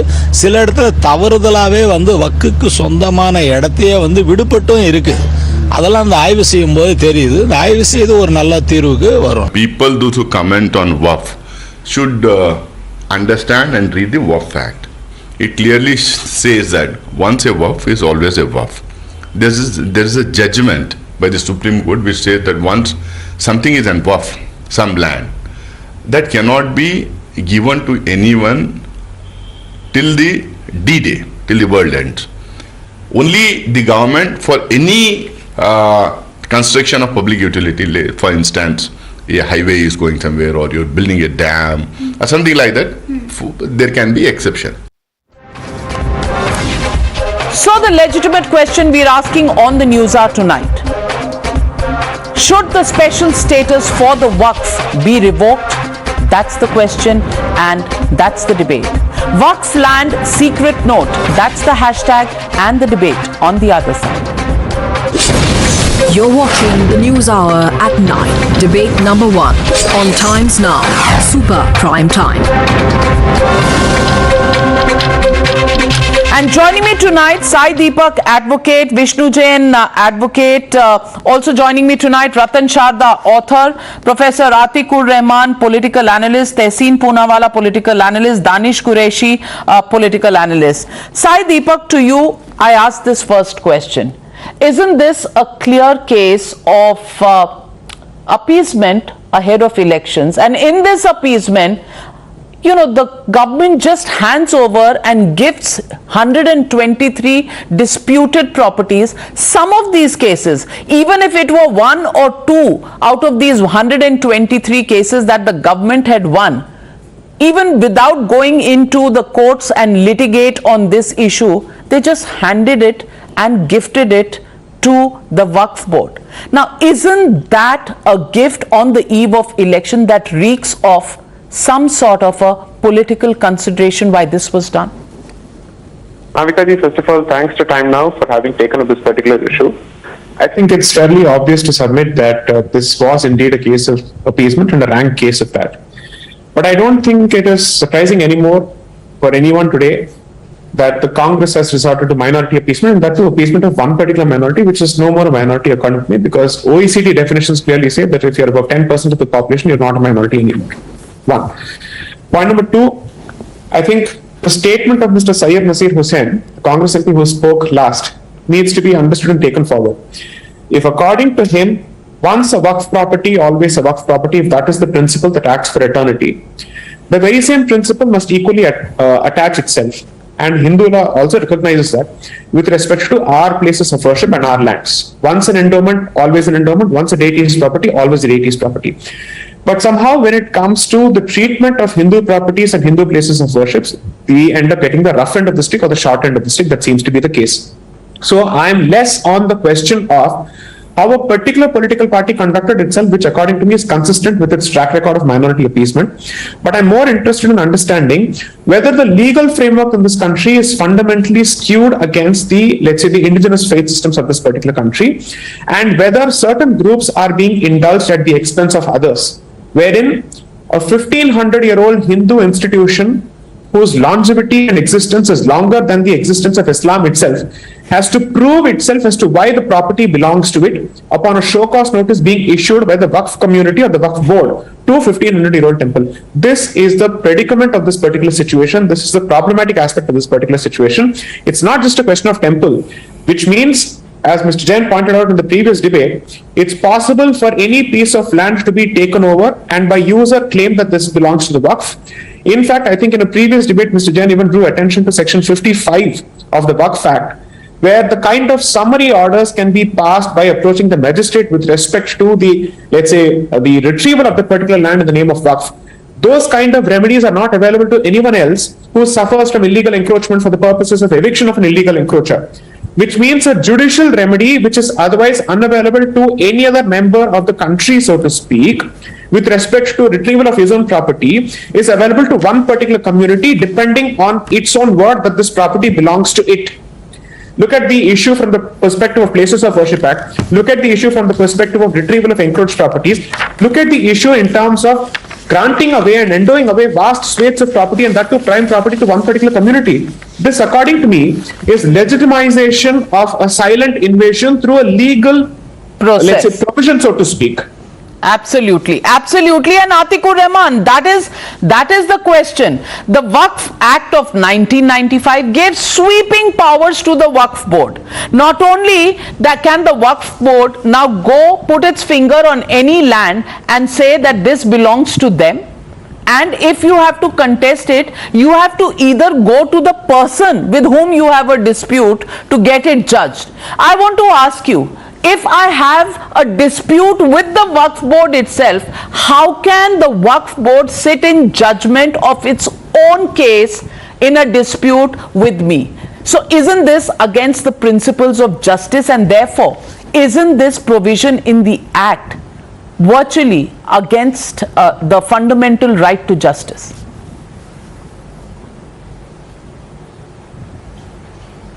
Navika ji, I will address this discussion from 2 points. One is, if the Waqf running in the name of Islam under the provisions of the Quran, if it is having any dubious acquirement of any land property, it won't stand as far as the scrutiny of the Islamic law concerns. So if it is dubious, if it is usurping some powers, it is making false claims on a land, it won't be Islamic from any point of view. But since the entire Waqf board, the entire Waqf officials, the CEO, the chairman of the Waqf board are appointed by the government, so I do not understand if this is a canard spread by the Sangh elements. It is giving what ample powers to them to pinpoint that Islam or the Muslims or the Waqf board relating to a particular community, that is Islam, is responsible for it.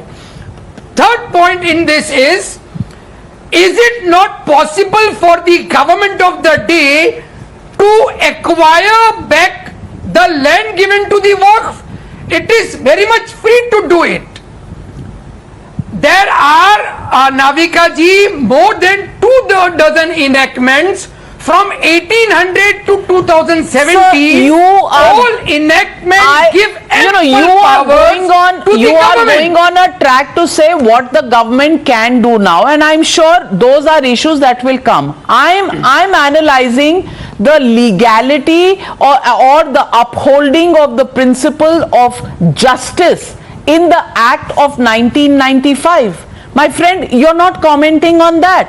Can there be an act that gives the powers, such sweeping powers, that the Waqf board becomes the government which can go and order the DM to remove encroachments? Can the Waqf board sit in judgment of a dispute that somebody else has with it? And then the redressal only happens in a high court or a Supreme Court. For example, what do the hapless villagers of Trichy actually do? They can't even go to a district court. They will either come to the Waqf tribunal or they have to challenge it in a high court or a Supreme Court. Do you realize how poor people are going to be able to do that? And is that an instrument that is being used to somehow annex land, grab land, and poor illiterate people can be conned out of their own land holdings which they have held for generations? Why don't you answer that question? Well then, Navika ji, if these principles of justice are being usurped, if they are being unjustified, who are the people responsible? The people responsible in the Waqf board are the government. The complicity of the government, the state, or if it is falling in the concurrent list, both the central and the so Vishnu Jain ji, Atikur Rahman is economizing with his normally very prudent sense of logic and understanding, but today he is economizing with that, and he has decided that we will not only blame this government, we will give a clean chit to the Congress party, because appeasement is what suits the Muslims. They will never consider the fact that such powers have not been given to any other minority in this country, including the Sikhs, the Jains, the Buddhists, the Parsis. Nobody gets this, but they have this exalted position, and everything is somebody else's fault. Vishnu Jain, 1 minute. Atikur Rahman, now you hold on. I gave you two opportunities to take the issue head on and call a spade a spade. You didn't. Now let's hear what Vishnu Jain, as the legal mind in this matter, has to say.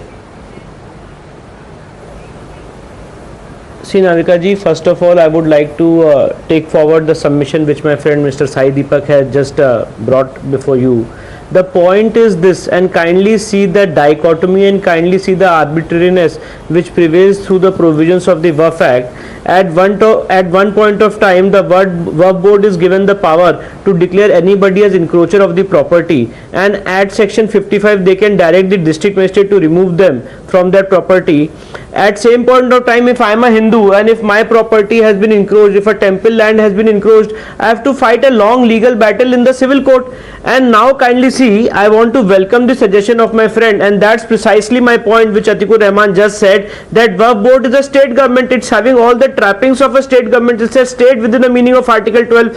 So the point is this, that how can a religious denomination and how can members of a religious denomination be given the status of a state government? If you have to file a case against the Waqf board, I want to tell it to Mr. Sai Deepak also, you have to give them notice under section 89 of the Waqf Act 1995, which is equivalent to section 80 of the CPC.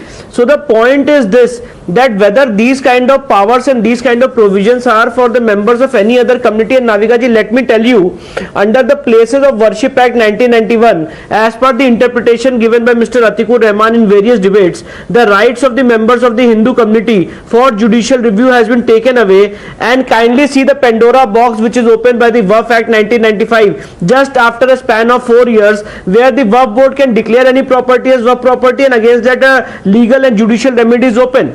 So kindly see the dichotomy and the arbitrariness. I want to ask a question today on your channel, that why should me and Sai Deepak as taxpayer pay money for the survey of the Waqf under section 8, when the survey of the Waqf is conducted, the money of the survey and the expenses of the survey are borne by the state government, which is in clear violation of Article 27 of the Constitution of India. And Navika ji, all this dichotomy and arbitrariness doesn't end here. Let me tell you that Taj Mahal was declared as Waqf property by the Waqf board in 2005. And when the Supreme Court asked them the question, the SI is in appeal in the Supreme Court asked them a question, please show us the documents where Shah Jahan made it as a Waqf. They have no answer. And Navika ji, all these things doesn't end here. There is one more concept to add insult to injury, that is Waqf by user. So if you come to know that any property you are using from past 200 years, 300 years or 50 years, or if there is no deed of dedication, you will say it's a Waqf by user. And as my friend in the initial of the debates I was hearing, ki once a Waqf, always a Waqf, then they say it's a Waqf for the times to come.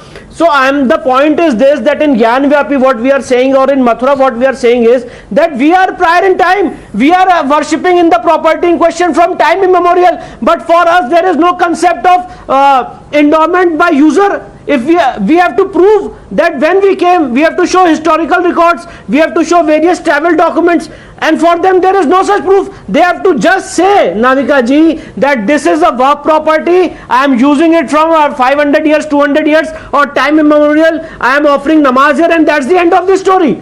So my suggestion is this today on your channel and on your debate. I have certain provisions which must be amended immediately by the central government. The word person aggrieved, which has been very dubiously brought by the Congress government under section 6 of the Waqf Act, must be amended, because Navika ji, initially the word was person interested, in that the members of Hindu community doesn't fall in that category. That word was amended and it was made as person aggrieved by the Congress government in 2013, and now the members of the Hindu community also come in that purview. So section 6 must be amended, section 8 must be amended, section 40 entirety must be amended, section 54, 55 must be amended, section 83 where Waqf tribunal is set up must be amended, section 85 where the powers of the civil court are taken away must be amended, section 89 where the power of giving notice must be amended. I think it would be easier then to repeal the law. Section 107 where limitation is provided must be amended.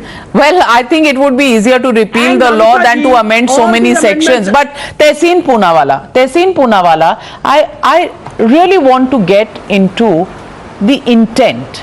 And the intent of the Congress party to bring a law in 1991 called the Places of Worship Act, and then the law which is the Waqf Act in 1995, with all of these sections that give sweeping powers as they were to the Waqf board. I want to ask you, is this secular in India? And if it is secular, why is it not given to the other minorities? And my friend, can you answer one question? As the third largest landowner in this country after the railways and defense, Muslim फिर भी डरा हुआ है इस देश में? Good evening, Navika. Lots of questions you've put across. I sincerely hope that I will be given the time Deepak Sai and my friend Vishnu Jain were given, because there are 3 questions you've put, and I would like to put something across to my very erudite friends Vishnu Jain Bhai and Deepak Sai. The Places of Worship Act 1991 and the Waqf Act 1995.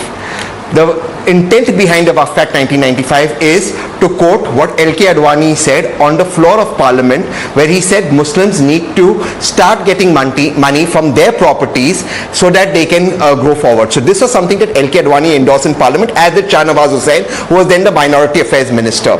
And since the Waqf Act 1995, it's been 27 years. It's been 15 years of a BJP government which has gone to not only praise this act, which has gone to implement this act. Every single point that is being raised out here comes under a central government. So my limited point is, why doesn't Mr. Narendra Modi ji just repeal these acts? If they are so against the Constitution of India, why even go to court? Wait, somebody had gone to court earlier on. Ashwini Upadhyay ji went to the Supreme Court and he had to withdraw his petition because the central government, I cannot debate this way. I will leave the debate. I cannot debate this way because I never interrupt anybody, but it's very difficult when I make my points. Don't play your victim card. Make your point. Nobody has interrupted you. Nobody has interrupted you, my friend. Thank you.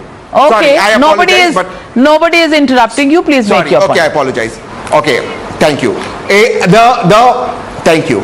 The petition actually went to the Supreme Court. Ashwini Upadhyay ji went to the Supreme Court and he had to withdraw it there because the central government, whose central government? Mr. Modi's government took a stand in the Supreme Court that he is not a party interested. So he had to go to Delhi High Court, he had to withdraw his plea.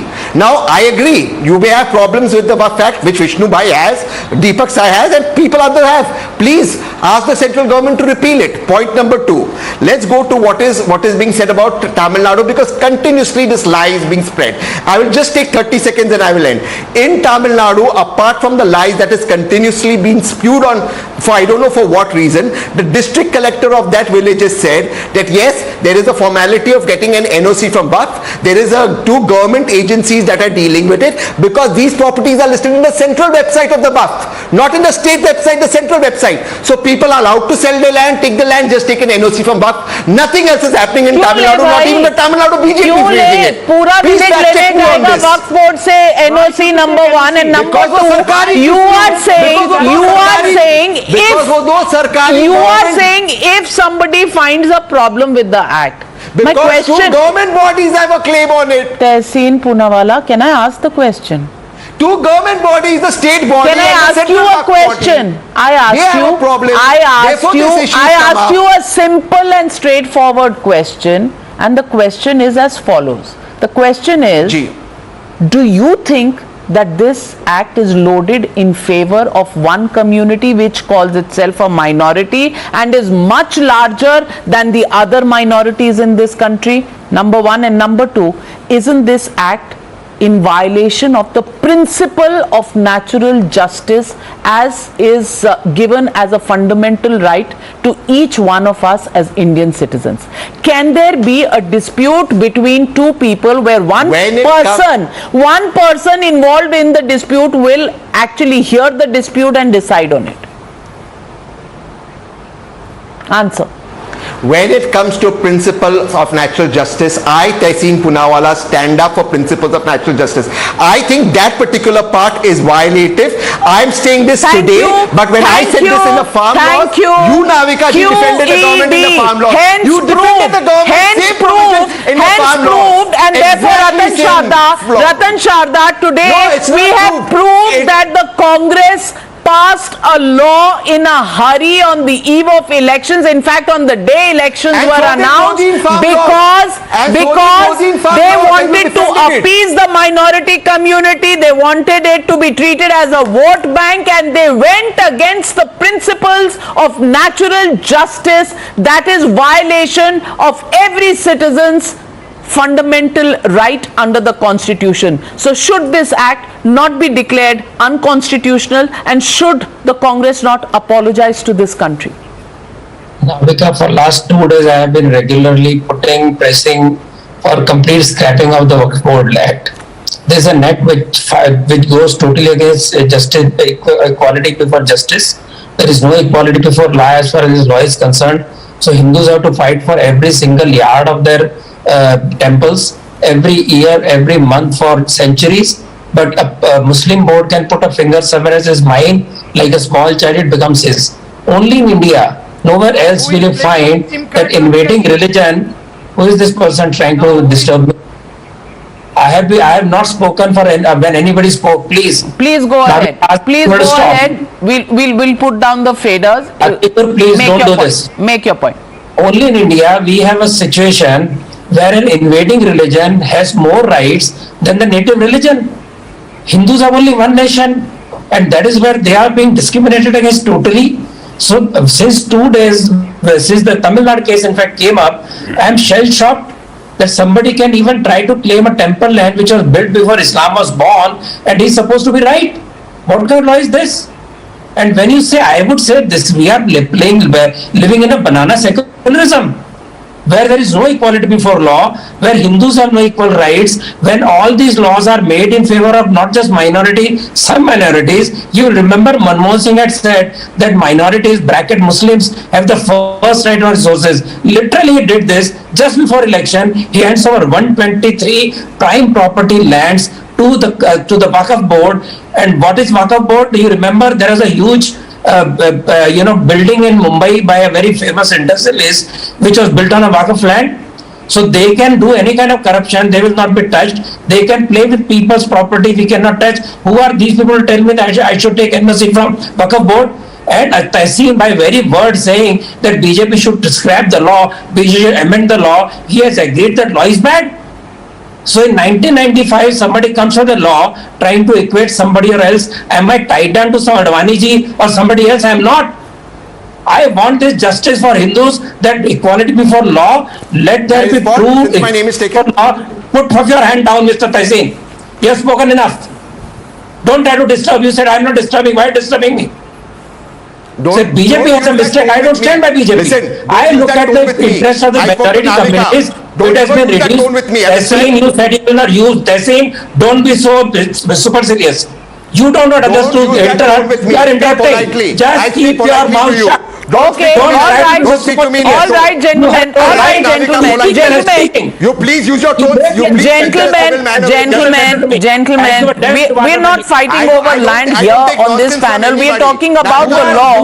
We're talking about the law. You calm down, Tehseen. Calm down, Ratan Sharda ji. Just 1 minute. Tell me this way. In what tone is he talking? You are not a privileged person. Tehseen, you didn't want anybody to interrupt you, so you should not have spoken in the middle. But you know. I agree, and I kept quiet. I agree, and I asked you, may I respond? That's it, and I kept quiet. I agree, but you don't talk to me in this tone. Tehseen, did I speak till you spoke? Did you not jump into the debate? All right, gentlemen. Gentlemen, 1 minute. Let's not digress from the debate which is going well. Danish Qureshi ji, 1 minute, gentlemen. Danish Qureshi ji, जो law इस तरह के sweeping powers. Tehseen wanted me to stop you. Stop me. Okay, complete your point, Ratan ji. Complete your point. No, please. So, please. You have a case. Then you have to keep on fighting for Gyan Vapi, and somebody can claim the entire day to be his. And Congress has a gall to say, this person from Congress has a gall to say that BJP has made a mistake. Who made the law? Who amended the law? That is the question. And that is wrong. Let it be any party, I don't give a damn. This law is totally against Hindus, against Indians. This has to go lock, stock and barrel. And if they won't let them do it, is a secular country. It is not an Islamic country. It is not a country run by Sharia. So nobody can tell me once a waqf, always waqf property. Nobody has right to say this to me. I will not accept it under any condition. Well, Danish Qureshi, how 1 minute, Tehseen, Danish hasn't spoken. Allow him a chance as well. Danish Qureshi ji, the issue here is that is this act loaded in favor of the Waqf or one minority community against the others? Simple question. First of all, I want to reply to Mr. Sharda. What did Ratan Sharda ji said that I don't believe in once it's a waqf, it's a lifetime waqf. This has been stated by the Supreme Court of the country. Now the problem is that जब ज्ञान व्यापी में ये मामला होता है, तो they saying that my Muslims are not having faith in court and they are reacting against the court. And जब उन पे अपनी बात आती है, then they are saying that I am not having faith in this statement. Now second thing is that you are talking about the waqf. Remember one thing, the Waqf board has a power to establish its own tribunal and to endorse the matters in that tribunal. Now the thing is, the district magistrate of any district has said that to brought the NOC. What is wrong in that? He is following the law. If anybody wants to go and overrule that, go and say that NOC mat lijiye, aap aise hi sale kar dijiye. Will they consider legal that sale? Have to seek NOC. You stake a Sorry? claim on 1500-year-old temple and have to seek your NOC. My dear friend, where are you living? A temple which was made before Islam came into existence. Mr. Sharda, this is the law, and district magistrate and the collector of the district can over that law. Try to understand what you are talking, Mr. Sharda. Danish Please calm down. Danish Qureshi ji, please try to understand that there is a law called the CAA. That is the law. Will you actually follow that law? Okay. Same as the Waqf Act is a law, the CAA is also a law. Will you follow it? Yes or no? So nobody nobody has stopped to go and oppose the against the Waqf law. Everyone has gone. Those who are having problem with CA, they have done protest in that. Even we saw in farm law what happened in that. So Mr. Sharda or any other panelist who have objection against the law can go and object and go to protest. That is not a problem. The matter is in court. Sai Deepak, isn't this selective following? Isn't this selective following of the law? Waqf Act should be followed by everybody, respected by everybody, but the CAA law, that is optional. That is optional because we are talking about a community which has an exalted position. See, among the panelists who have spoken at least against this particular position, so far I think only Mr. Poonawalla has made some sense. But even there, allow me to just make this point. Your entire position has been a question of principle, which is, should the law as it stands exist? That is the question that you have put. It is no answer to that question to say follow the law. अरे भाई, जब कानून पे ही सवाल उठ रहा है, आपका जवाब ये थोड़ी हो सकता है कि कानून का पालन होना चाहिए. जो अधिनियम है, ये संवैधानिक है या नहीं? Is it something that passes muster on the annals of Article 14? जब ये सवाल उठाया जा रहा है, it doesn't make a difference whether BJP did it or not. I'm sorry to say this. In the previous panel discussion, we clearly said it is for the BJP to repeal the Places of Worship Act. Nobody is holding a candle here for the BJP. The BJP and the Congress debate can go on until the cows come home. I've said this several times on this particular discussion. The point we are making is this. Regardless of the party in power, it's a question of principle and it's a question of treatment of communities. Just one small correction, Navika ji. I don't care whether the Jews or let's say the Parsis of this country are extended this particular benefit. My point is, if this benefit is available, including the Hindus must get it, and if nobody is entitled for it, even the Muslims can't get it. Period. That's the position. So it's not a question of whether the law is being followed. Danish Qureshi and then Tehseen, I'm coming to you. Danish Qureshi. May I respond to Deepak's side? Sure. The problem with this, my friend panelist who was talking about that, the problem आपका ये है कि कानून पे सवाल उठ रहा है, ठीक है, बट सवाल ये है कि लॉ एग्जिस्ट कर रहा है, तो आपको अभी फॉलो करना ही पड़ेगा. आपने क्वेश्चन तो रेज कर दिया, लेकिन आप ये तो नहीं कह सकते कि क्वेश्चन रेज हो गया इसलिए आप उसको फॉलो नहीं करेंगे. और वक्फ बोर्ड की प्रॉपर्टी की जितनी लूट इस देश में हुई है और किसी की प्रॉपर्टी की इतनी लूट नहीं हुई है. भाई साहब, सवाल ये नहीं है कि कोई एक्ट फॉलो करेगा या नहीं करेगा. सवाल ये है कि क्या ये एक्ट जो प्रिंसिपल्स ऑफ जस्टिस के खिलाफ है, क्या ये संवैधानिक है?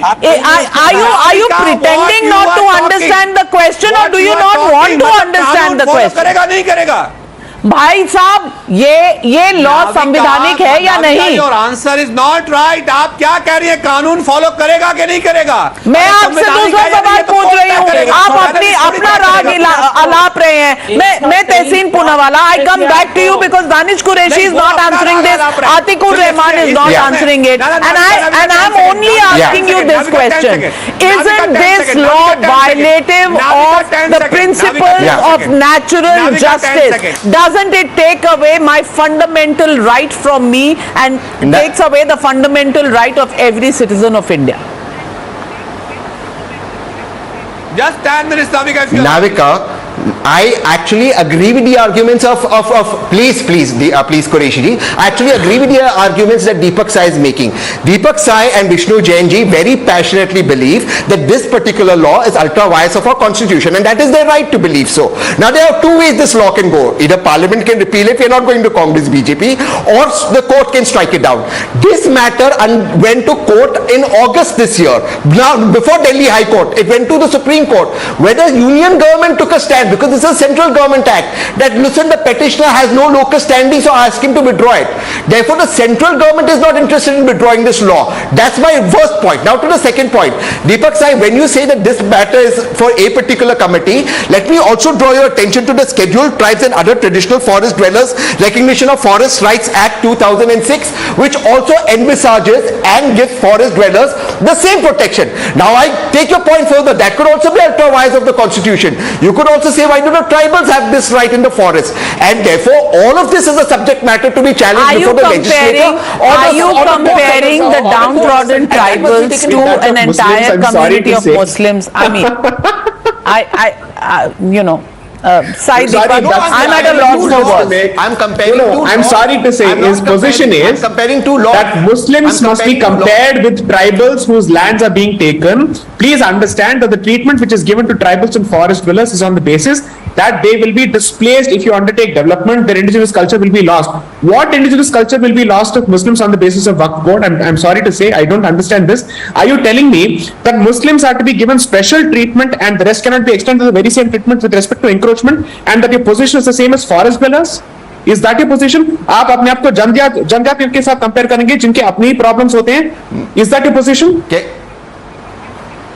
Please tell me if that's your position. I'd like to understand. So when you appreciate that the tribals of our country, I'll answer that. I'll explain that position.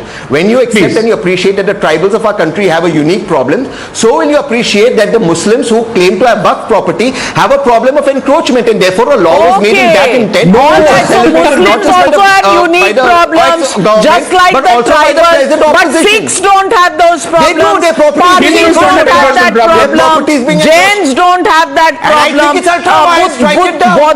Buddhists don't have that problem.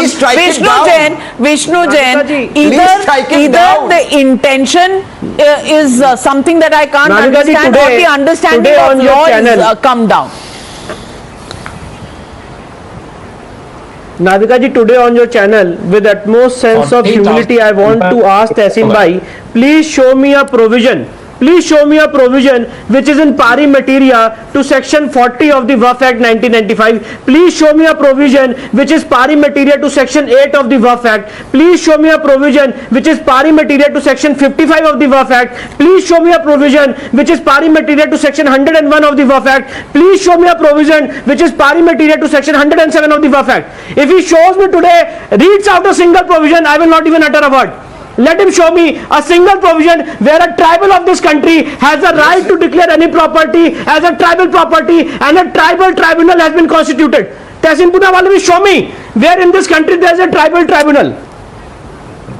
Respond, Tehsin. Where there is exemption of limitation. Of course no tribal. Of course. Where there is survey of the properties of the tribal. No tribal. You can't compare something on a national television. May I make my point? May I make my point? Of course I can make.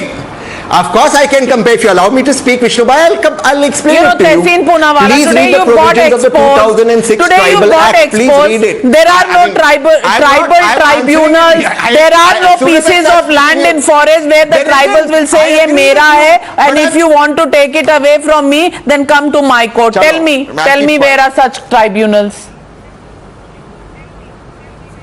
No, there is absolutely no tribal tribunal. I absolutely agree with it. I conceded that point to Vishnu Bhai, and therefore I started my first provision that any particular aspects of this act that you all have a problem with, please make sure the court strike it down or the government. So you admit on national television today that you were comparing not just apples to oranges. You were actually comparing I don't know, birds with leopards and cheetahs. So you have no logic. You have no logic to even defend one of your arguments, Tehsin Poonawalla. Atikur Rahman. In the end, I want to come to you. I want to come to you, Atikur Rahman, because Normally you are a logical and a reasonable man.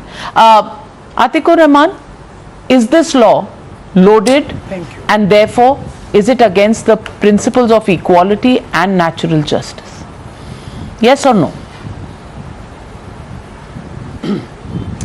Well, out of all this discussion, Navika ji, what I see is you along with Sai Deepak and Vishnu Jain, you are trying to have a backdoor entry, to get all the temples out of the government control. What I perceive from all these discussion is because they were unable to get all these temples out of the government control so far. So this is another attempt creating a canard against the board. And second important point is you have not understood that we want the temples out of the Waqf board control, not necessarily the government control. That of course also is a desirable end to which we work. But Ratan Sharda is responding to you. Ratan Sharda, 30 seconds. This entire 10 seconds, please. 10 try to seconds debate the more. debate. 10 People try seconds, to Navika ji. debate the debate. Mr. 10 seconds. You are saying that 1 minute, please. Only I can't hear everybody. Ratan Sharda is speaking. I'm lowering everybody's faders. I can't hear when people speak over each other. Yes, Ratan Sharda ji. See, my basic contention from beginning was that for my temple control, I am fighting continuously with the government. I am going to court for every single temple issue, every law. So I will keep on fighting. While under the Waqf board, you are superior to the courts, you are superior to the government, and you are superior to every community in the land. It is not just question of my temple being taken over by a Waqf property. I am also worried about my own property, my own home, like in case of Tamil Nadu. So where is the comparison? This entire act is totally against the equality before law. That is my contention. So whether my temple control act is a separate fight or whether Waqf board, you are trying to mix up the two and trying to create a problem for the entire argument are two different arguments. It is my contention that my temples must be given back to me. My other contention is that Waqf for any other community has no right to usurp the land. You are saying Muslims are oppressed. Somebody comes from overseas, he takes away, breaks the lands, he breaks the temples, he takes away the land of the people. Absolutely. Well, our families, there are some of our families who have come from what is today called Pakistan. They haven't been able to get any of their properties there. But when they come here, they find that centuries old, even invaders have properties in India to their name. And we as Indians are still refugees in our own country. Is this fair? The question is not about one religion versus another. The question is only about the principles of justice. Is justice being done in this act, or does the government need to repeal this act ASAP? That's the question we're asking on Times Now tonight. Thank you very much to my panelists for joining me on this debate. On the other side, we're going back to the big breaking story. Amanatullah Khan arrested by the Anti-Corruption Bureau. We understand there have been some demonstrations that have gone on by supporters of Amanatullah Khan. Bhavtosh Singh, my colleague, joining me on this broadcast. Bhavtosh, what are the details that you have? Well, some protests did, some individuals had gathered outside ACB, but the information that we have gathered is that Amanatullah Khan will be produced before the relevant court in New Delhi, and his custody will be sought. Navika ma'am, what is most important is the fact that the ACB investigation has gone beyond what the CBI was probing earlier. The fact is that he did irregularly appointed 32 individuals in Waqf board, but they have also found that he was also involved in financial embezzlement and also renting out Waqf board properties to illegally. Those are the basic findings of ACB. But when the raids and searches were going on in his constituency, the ACP met with stiff resistance. They have now filed 2 separate FIRs, one against family members of Amanatullah Khan. This has been lodged in Southeast District Police, and also they have notified relevant authorities about the huge seizure of cash, around 24 lakh rupees. Another case has been registered because of the recovery of 2 illegal weapons, and one of the weapons have been recovered from the residence of an AAP worker. So quick developments have happened in this case, and ACB has also said that they will be sharing their findings with Federal Probe Agency, because they have said that Amanatullah Khan has over a period of time acquired many illegal properties across Delhi, particularly in Southeast Delhi. Well, another political controversy brewing now. We're waiting for a reaction coming in from the Aam Aadmi Party. As of now, the latest information that we have is that the Anti-Corruption Bureau has arrested Aam Aadmi Party MLA Amanatullah Khan on the basis of some allegations on illegal possession of Waqf land and other properties. We leave it at that. Thank you, Bhavtosh, for joining me. Thank you, ladies and gentlemen, for being with me on the Newshour tonight. Good night. Be safe.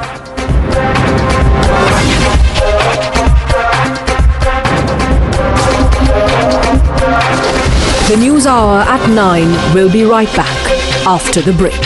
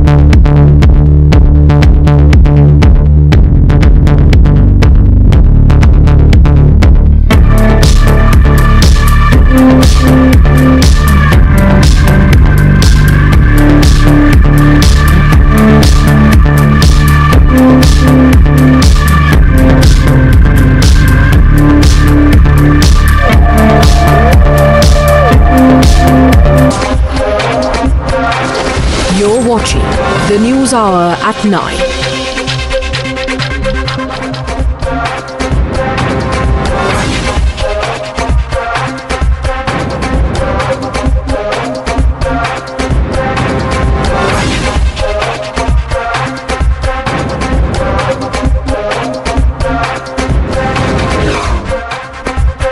Massive crackdown in Waqf graft case. AAP MLA and Delhi Waqf Board Chair Amanatullah Khan arrested by ACB over allegations of misappropriation of funds.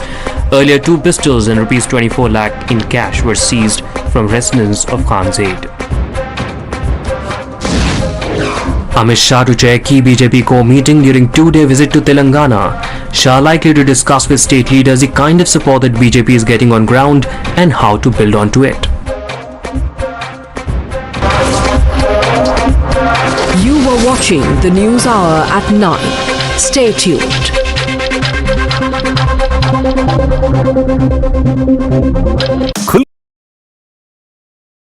The most pressing issue, the most informed minds,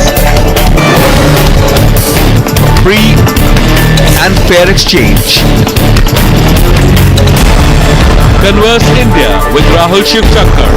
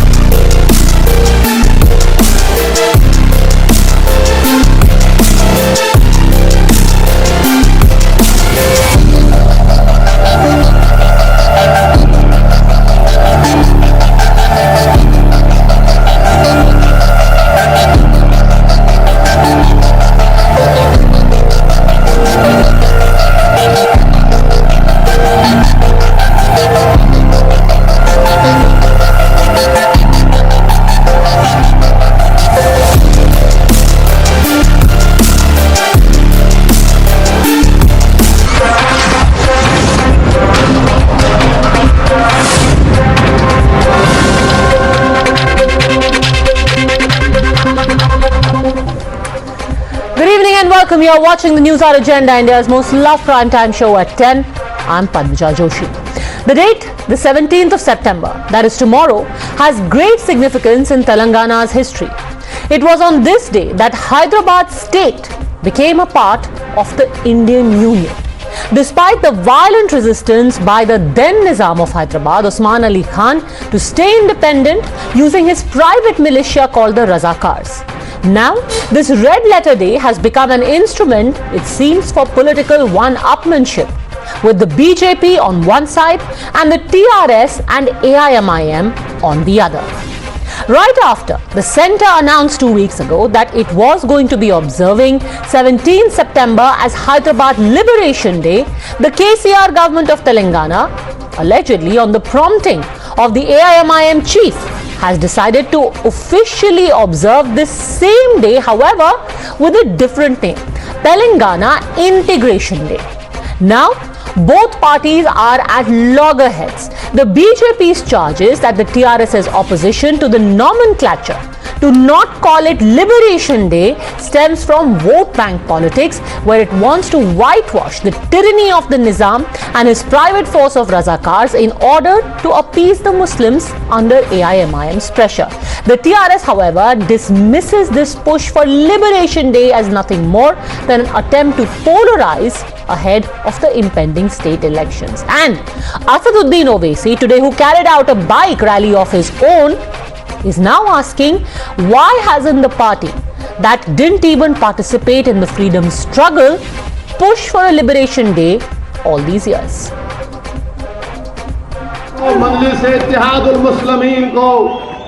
सरजमीन दक्कन पर बसने वाले गयूर मुसलमानों को, हिंदुओं को, दलितों को, BJP RSS से हमको कोई तुम्हारी वफादारी के सर्टिफिकेट की जरूरत नहीं है। लोगों को एक करना है, दिलों को मिलाना है, मगर बीजेपी दिलों को तोड़ने का नाम।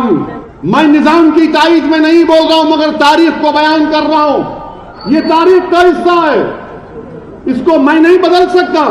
बीजेपी इस तरह इसको तोड़ मोड़ कर पेश करती है।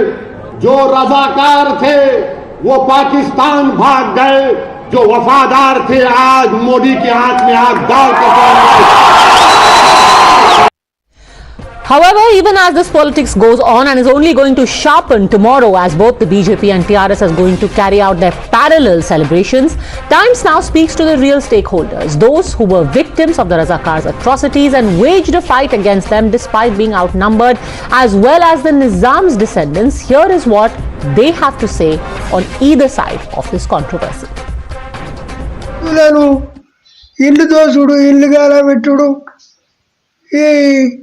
ఈ ప్రకారంగా జరుగుతా అంటే వాళ్ళకు మేము కొంతమందికి తయారై వాళ్ళని రాకుండా ఊళ్ళకు గేది వాళ్ళు తుపాకు దెబ్బలు మాయి తుపాకు దెబ్బలు ఇట్లా ఏగి వాళ్ళ ఆస్తి వాళ్ళు పోయేది ఆస్తి చిక్కడాక మా ఇళ్ళకి మేము వచ్చేది. కేసీఆర్ చేసింది కరెక్ట్ కాదు. Celebrating 17th September as the Liberation Day is not only incorrect but also alters the history. The Nizam was not a foreigner, hence the question of liberation does not arise. There was no participation of the people and much less of politicians. The respect won by my beloved grandfather is not because he was the king of an independent state, but because of his deeds and action.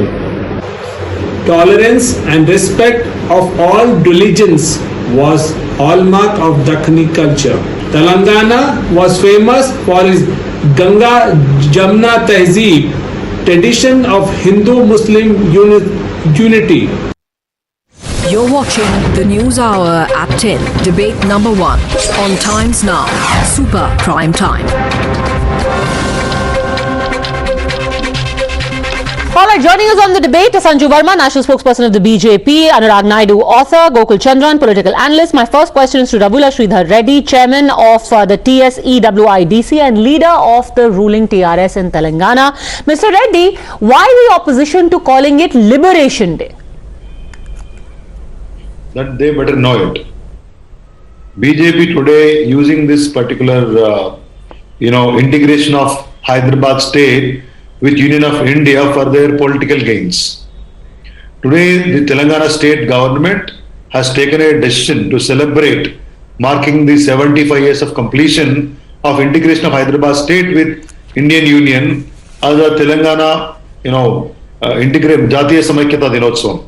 We call it in Telugu, the National Integration Day. So now BJP today they wanted to conduct a parade tomorrow in Hyderabad, celebrate it as Liberation Day. And our question is, where were you for the past 8 years? Your government is there for the past 8 years. Vajpayee ji ruled for 5 years. And you claim that for the past 25 years, BJP is fighting for the official celebration of Liberation Day. In past 25 years, there were 18 years. 8 years Modi ji, 5 years Vajpayee ji. Before that, in the United Andhra Pradesh, Mr. Chandrababu Naidu was the chief minister for close to 8 years, and he was their ally. When you got the chance to celebrate it, why only today? The question is whether it is liberation or merger. Before the BJP answers that, sir, if you could answer my original question. Why the opposition to call it Liberation Day? A rose is a rose is a rose by any other name. Liberation is liberation or liberation by any other name. Why don't you want to call it liberation? Is there not a fact that the Indian army was sent in? Is it not a fact that the Nizam at that time was inclined to accede from the Indian Union? He did not want to be a part of India anymore. Is it not a fact that is why Sardar Patel had to send in the Indian army, carried out Operation Polo and freed Hyderabad from the Nizam? It was an independence. It was liberation. It is also a fact that armed forces were sent to Junagadh in Gujarat. Now, why are you not calling it as a liberation? Why are you not celebrating in Gujarat? We, as people of Telangana, our elected government has taken a decision to celebrate it as National Integration Day. What is the problem for BJP? If they wanted to push their history, whatever they believe in, first of all, in this particular aspect, BJP has no history. Neither BJP nor any other organization which has a similar ideology like BJP had no history in the entire activity. But sir, this is not the BJP's history. This is documented history. The fact that BJP has woken up to it in election season is a question they must ask. I will just go across to Sanju Verma on that. But can you deny the fact that Telangana or Hyderabad rather was liberated from the Nizam? Then why not call it Liberation Day? It was liberated. If Telangana people wanted to celebrate this as an integration day, what is the problem to BJP? Okay. We are not here to push BJP's history, right? Okay, why are you so hung up on liberation and not independence? Is it because of your politics and you've just woken up? Answer now first the specific question. Why have you woken up now? Sanju Verma. Padmaja, I did not interrupt this man. This is not a way to debate. And conducted rallies. Fine, continue. And celebrated the, No, I'm not going to speak because Okay, one by one, sir. One by one. Mr. Reddy, your question is, why has the BJP woken up now? Why not under the Vajpayee government? Why not in the first 7 years of its government? Why have you woken up now, Sanju Verma? Okay, now I did not heckle Mr. Reddy. Thank you.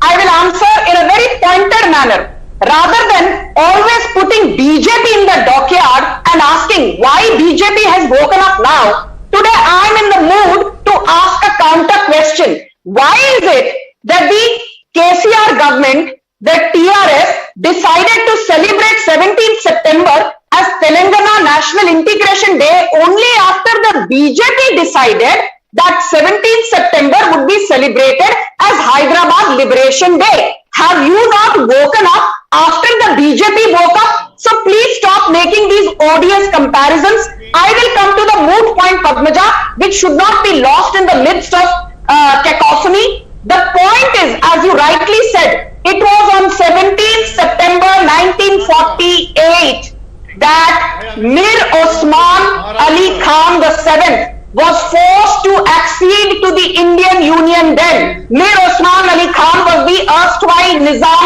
of the then state of Hyderabad. He refused for many years to accede to the Indian Union. And let me tell you, there was a standstill agreement between November 1947 and August 1948. During the standstill agreement, there were months together when Sardar Vallabhbhai Patel personally engaged in dialogue with the Nizam to ensure that he accedes, but he refused to, post which the Operation Polo took place. And it was only after Operation Polo the Nizam failed. His fundamentalist private army, which is known as Razakars, that is fine, Sanju Verma. Mr. Reddy's question is specific. Why did you not wake up in 1999 until 2004, from 2014 to 2022? Why have you woken up 2022 when the elections are around the corner? Why now? No, Padmaja, with no offense to you, the BJP has chosen to wake up now. And my question is, why has the TRS decided to wake up only after the BJP decided to wake up? I am not obliged to answer why we woke up after 7 or 8 years. Are we celebrating tomorrow? Mr. Reddy. Liberation Day? Yes. Mr. Reddy, you didn't even wake up when the BJP woke up. And by the way, your chief minister, when you were in the opposition, has asked for the same Liberation Day to be to be celebrated. But for the last, Mr. KCR had asked for Liberation Day to be celebrated when you were not in government. Padmaja ji, as TRS party, we always respected the sacrifices made during the fight when we fought Nizam. It is not BJP fought. It was the people of Hyderabad state, those who were suppressed. We fought the Razakars. And let me tell you, these people who are all speaking today on the national television, just by reading books, they don't have any love for Telangana. Why are you not celebrating the same in Karnataka tomorrow? Sanjuji, can you please wait for a moment? Let me ask you a couple of questions, then you can answer. Condemn the Nizam. BJP Can you please hold a moment?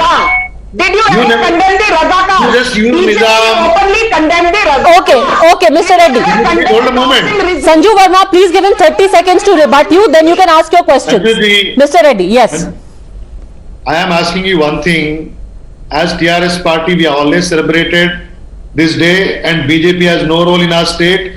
Today, BJP, I am asking you one question. Why are you not celebrating the same in Karnataka tomorrow? अरे एक minute ठहरो ना जी आप. Wait for a minute.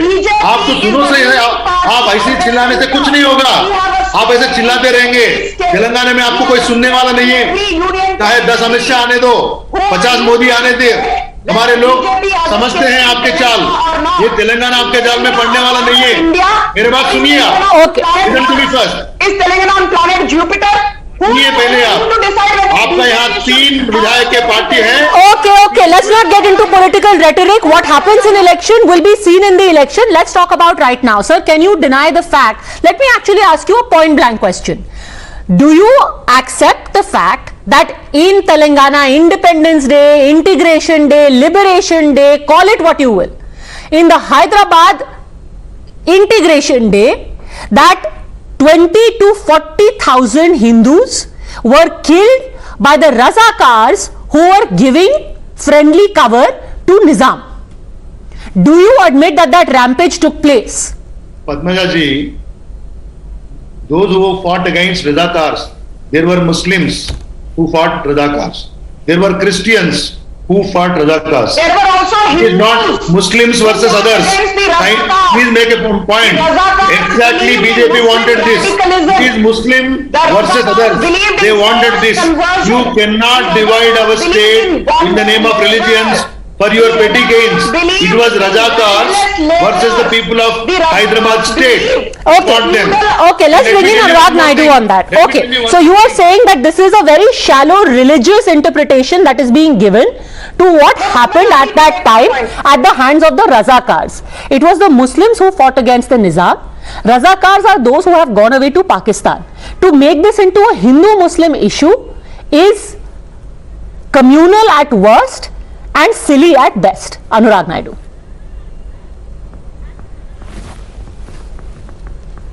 No, I think Padmaja, I'm very surprised when we say Muslims fought Razakars. You know, I think the gentleman on the panel from TRS, I am also from the state, I think do not understand.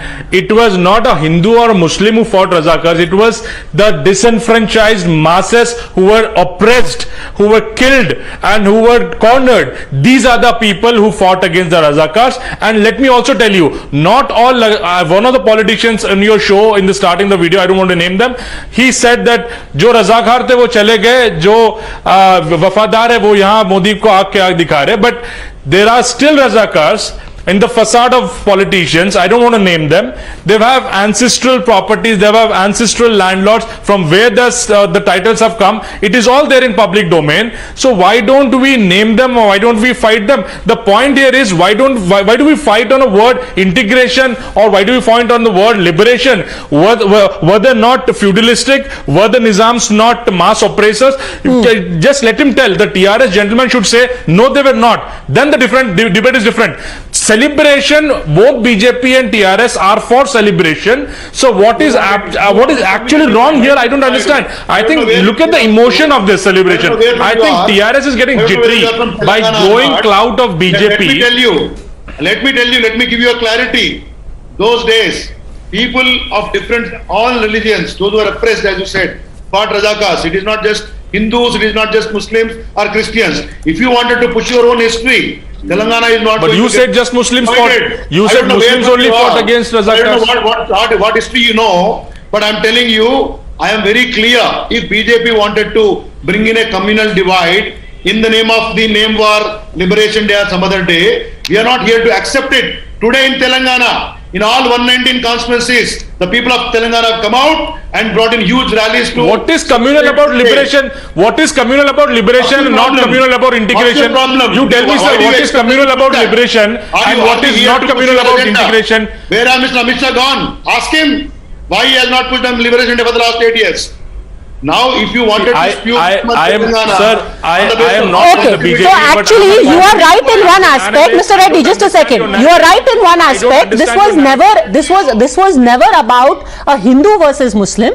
It was the masses versus the Razakar. The problem here is actually something else. The problem here is that you are in a friendly understanding, if not an alliance, with the AIMIM, whose ancestors, who by the way are still described as the tallest leader of the MIM on their website, was actually the biggest advocate for the Nizam and what he thought vis-a-vis India. Bahadur Yar Jung identified the Nizam's autocracy with Muslim supremacism in Hyderabad in 1926. That is when the AIMIM's predecessor MIM had been formed. The MIM actually opposed the secular and progressive movements, and they... I don't understand this. Padmaja ji, what? Why do you want to bother so much of, botheration about MIM? MIM was there, okay, and MIM is here today. Did Indian government ban MIM? Banned OIC to contest?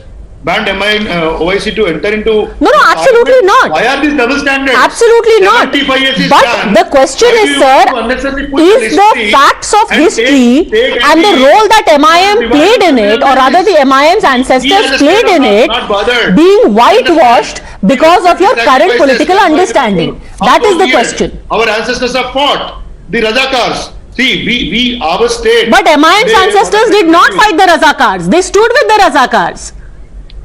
Listen to me very clearly. There was some disturbance. I am giving you clarity. Our ancestors fought. People of different sections fought Razakar. Are you saying the MIM did not collaborate with the Razakars? Why do you want to bring in them? I'm asking you straight away, sir. You said that a new history is being foisted on you. According to your knowledge of history, did the MIM collaborate with Razakars and Nizam, or did they fight them? I think there is some... I'm not able to listen to you properly. On the whole, my point... Let me repeat for clarity. Did the MIM collaborate with the Razakars, or did they fight the Razakars? It is, see, after 75 years of independence, now, why do you want to show somebody as villains only for the political gains? Did any Telanganite, did any Hyderabad state, citizen supported Razakars? Do you think that will it happen? What is BJP role in it? BJP is trying to bring back the history just by showing them Razakars of yesteryears and trying to create a communal divide here. Okay, Sanju Verma, what do you get by, reviving this horror of what happened at that time? That MIM was different. This MIM is different. Why are you creating this divide and recreating those memories? Okay, Padmaja, I heard Mr. Reddy. I just want to say one thing very clearly, that it was on August 21st this year in 2022 that Amit Shah at a public rally said that we will celebrate 17th September as Hyderabad Liberation Day, and he also mentioned that for some years now, please, I did not interrupt you, have the decency to not heckle me. No, I am not. Padmaja, I refuse to debate like this. You have this. Mr. Reddy, one by one, please. Go on. Let her have 30 seconds. Please give me a minute, Padmaja. I have been listening to them. Let me be very clear. The BJP and Amit Shah, when asked, have categorically said, how was Telangana formed? The Telugu-speaking areas of Hyderabad, the Telugu-speaking areas in Maharashtra, and the Telugu-speaking areas in Karnataka. And for the last few years, large parts of Marathwada have been celebrating 17th September as Marathwada Liberation Day, and some parts of Hyderabad/Karnataka as Hyderabad Karnataka Liberation Day. So it is not something new. The main point is this: the reason we decided to name it as Liberation Day is because not only was 17th September 1948 the day when erstwhile princely state of Hyderabad acceded to the Indian Union, we got rid of the colonial mindset that was perpetuated and propagated by the Nizam, who refused to accede to the Indian Union until Operation Polo under Sardar Vallabhbhai Patel forced him to do so, and the Razakars come into the picture because the Razakars were the private fundamentalist army of the Nizam. And as Mr. Naidu said, the Razakars ensured large-scale disenfranchisement of the peasant class. And that is the reason we say that this is a liberation day for those people who were landless. But today under the Modi government, the landless, the marginalized, the poor are people who are being empowered. Okay. Whereas the Telangana government refuses to empower the landless. You refuse to empower the farmers. You refuse to empower Okay, it seems this is more about your political opposition to the TRS than the reasons for celebrating this or marking this as marking the day itself. Gokul Chandran. Padmaja, 1 minute. Just a second, Mr. Reddy, let Mr. Chandran also come in. He's been waiting patiently. Gokul Chandran. You see, it's very sad to know that the Indian freedom struggle, the Indian freedom fighters have been drawn as Hindus, Muslims, Christians, etc. We never learned that way. Indian freedom fighters are Indian freedom fighters. They never had any religion attached to them. But unfortunately, now BJP has decided to give a religion to the freedom fighters. I don't know how you can describe the freedom fighters as we the Hindus, we fought the Muslims, we the Muslims, we fought the Hindus. Very unfortunate. So kindly let BJP stop from doing such nuisance so that let the freedom fighters be respected and let the freedom struggle be respected. Please don't. Largely anti-Hindu. The Razakars were anti-Christian. The Razakars believed in Muslim radicalism. Hindus were either captured, kidnapped, or forcibly converted by the Razakars. Okay, let him at least have a say, Sanju Verma, before you respond. Gokul Chandran. Yeah, so see, the BJP has this habit of reopening old wounds in the name of religion, so they can pitch Hindus against Muslims, Muslims against Hindus, and all religions. The BJP should first stop doing this, should consider Indians as Indians, humans as humans, not as Muslims, Hindus, Dalits, Brahmins, etc. The day BJP stops doing that, people will start respecting BJP and it will be considered as a secular party. Stop dividing people in the name of religion. Even the freedom fighters who have given life for this nation, Sanju Verma, unfortunately labeled as Hindus and Muslims. Padmaja, he does not know his basic history. Sanju Verma is asking a simple question. Why are you not doing it in other affected states as well? Karnataka, Maharashtra. Why have you singled out only Telangana? In Karnataka, you want to celebrate Tipu Sultan, who captured 90,000 Kodavas from Madikeri, forcibly converted 60,000, and people say lakhs of Kauravas were killed between 1785 and 1799 till the time Tipu Sultan died. But you want to celebrate Tipu Sultan. Today you are sitting here and giving a bhashan of the marauders called Razakars. Why are you always on the wrong side of the fence? Why are you always on the wrong side of the fence? Okay, we will not get into Tipu Sultan now. Anyhow, it's good that people will be encouraged to find out for themselves what really is the truth of the 17th of September. At this rate, they will get to know, they will read more books, go by the facts, go by what the book says, not what the politicians say. Thanks very much, all gentlemen, and Sanju Verma for joining me.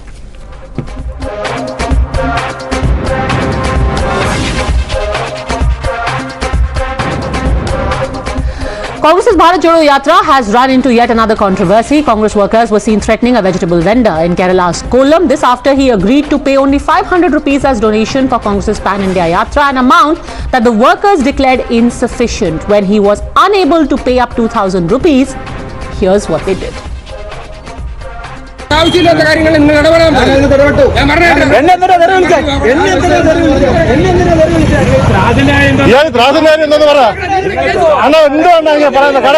സംഭവം പരിപാടി കാണിച്ചിട്ട് class ഉണ്ടാക്കുമെന്നോ? എല്ലാം വരുന്നതെല്ലാം നോക്കിക്കോളാം. ഇത് 2000 രൂപ പിരിവരാത്തുള്ള പരിപാടിയാണല്ലോ. എല്ലാം എടുക്കുന്നുണ്ട്. ഇതാണ് പാർട്ടിക്കാരെന്ന് നമുക്ക് അറിയണമല്ലോ. ഭാരത് ജോഡോ യാത്ര, രാഹുൽ ഗാന്ധിയുടെ യാത്രയുമായിട്ട് ബന്ധപ്പെട്ട് ഒരു സംഘം കോൺഗ്രസ് പ്രവർത്തകർ കടയിൽ വരികയും കടയിൽ പിരിവ് കൊടുക്കാത്ത പക്ഷം കടയിൽ പിരിവ് കൊടുത്തു, 500 രൂപയാണ് പിരിവ് കൊടുത്തത്, അത് പറ്റത്തില്ല, 2000 രൂപ നിർബന്ധമായിട്ട് വേണമെന്ന് പറഞ്ഞുകൊണ്ട് കടയിൽ കയറി അക്രമം ഉണ്ടാക്കുകയും ത്രാസിൽ അടിച്ചു പൊട്ടിക്കുകയും ഇവിടുത്തെ സ്റ്റാഫുകളെ കയറി മർദ്ദിക്കുകയും ചെയ്തു. അതുകൂടാതെ ഇവിടെ നിന്ന് നമ്മുടെ കസ്റ്റമേഴ്സായ സ്ത്രീകളെ മൊത്തം അസഭ്യം പറയുകയും എല്ലാം ചെയ്തു. കടയിൽ നാശനഷ്ടങ്ങൾ വേറെ ഉണ്ടാക്കി, ത്രാസ് അടിച്ചു പൊട്ടിക്കുക, സാധനങ്ങൾ വാരി എറിയുക, അങ്ങനെ നമുക്ക് സഹിക്കാൻ പറ്റാത്ത രീതിയിലുള്ള ആക്രമണമാണ് കോൺഗ്രസ് പ്രവർത്തകർ ഉണ്ടായത്. കുന്നിക്കോട് ഒരു സംഘം കോൺഗ്രസ് പ്രവർത്തകരാണ് ഇതിന് മുന്നോടിയായിട്ട് നിൽക്കുന്നത്. കുന്നിക്കോട് ഷാമിയാസ് ബിൽഡിങ്ങിൻ്റെ ഓണറായ മിസ്റ്റർ സലീം ആണ് ഇത് മുൻകൈ എടുത്ത് കാര്യങ്ങൾ സംസാരിക്കുകയും എടുക്കുകയും കടയിൽ കയറി ആക്രമണം ഉണ്ടാക്കുകയും ചെയ്തു. You're watching the News Hour at 10, debate number 2 on Times Now, Super Prime Time. Sanju Verma, national spokesperson of the BJP, continues with us, as does Gokul Chandran. Advocate Kapil Madan also joins us. But I'll come to you, Mr. Chandran, because you come from that state. Really? Beating up shopkeepers? How will you Jodo Bharat like this? Padmaja, see, day before yesterday in West Bengal, when BJP leaders and workers beat up a policeman in front of camera, you never had this question. What is happening? I did. You should go back and watch, by the way. You should go back and watch. That's the problem, sir. You should watch my show more often to see who I question and what I say. Yeah. Go back after this show, watch it. Now tell me, why did you beat up this poor man? Some individual has beaten up that poor man and immediate action has been taken. Now you continue with your the other show and ask why the BJP has not taken action against its workers who has beaten up the police in West Bengal. See, immediately, within 24 hours of the video surface, the PCC president has suspended those workers from the Congress party, because Congress party is a party which loves peace, which wants to unite people, which is fighting against the hatred, and that's why the immediate action has been taken. Sanju Verma, immediate action has been taken. Both of these people have been suspended. Why are you carrying on with this? Padmaja, first and foremost, let me tell you that, what we know is only the half-baked truth.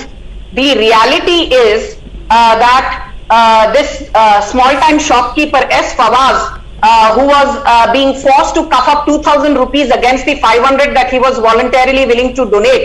Do you know something? The Congress suspended its 2 or 3 workers, as even tweeted by K. Sudhakaran, the Congress head from Kerala. What they are not mentioning is that the Congress has slapped charges under 506 of the IPC relating to criminal intimidation against this shopkeeper called S. Fawaz. They've also slapped IPC charges pertaining to 244B against S. Fawaz for playing obscene songs. So tell me one thing, on the one hand you suspend your Congress workers, and on the other hand a poor shopkeeper who was being forced to pay for 2,000 rupees, you actually... Gokul Chandran is vehemently disagreeing. Slap 506 against Congress party him. has not filed any complaint. Congress party has not filed any complaint. Aren't you ashamed of yourself? slapping The Congress 506 party against has a not poor filed any shopkeeper complaint simply against the because he shopkeeper. refused to be a Sanju part Verma is of the lying. Congress's crowdfunding exercise. Why did you slap 506 against S. Fawaz? Answer me. Have you slapped 506 against him Who, or Sanju not? Verma? Don't lie. Who filed the Don't lie. complaint? You tell me the name, 506 tell me of the the office IPC bearer of Act Congress party who filed that complaint. Did the I DPP file the I think that case has been registered against the Congress workers, Sanju Verma. No, against the shopkeeper also and against Congress workers. Against Congress workers, it is 447, 427, 506, and against S. Fawaz, it is 244B and 506. FIRs have been leveled from both sides against each other. Answer this, Gokul Chandran. Did Congress party, the Congress organization, file any case against the shopkeeper? If the individuals have a problem, then they must have filed the cases. Did the Congress party or any responsible Congress office bearer file any case against the shopkeeper? No. So there is no point discussing what some individuals did. We are talking about the Congress party as a whole, and Congress party has suspended the party workers, and the Congress party has not filed any case against anyone.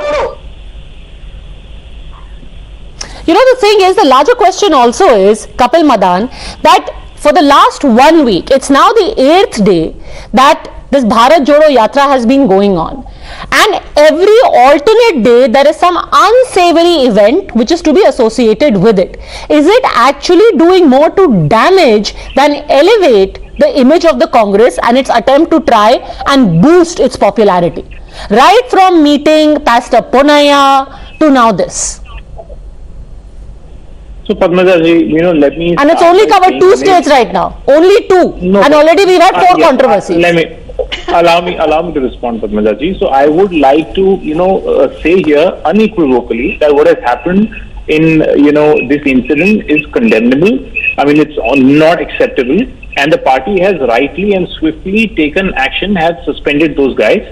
And also, within the same breath, I will ask Sanju Verma here. Now you have a minister called Teni. His son has mowed down the farmers from his Thar. When are you, seeking his suspension?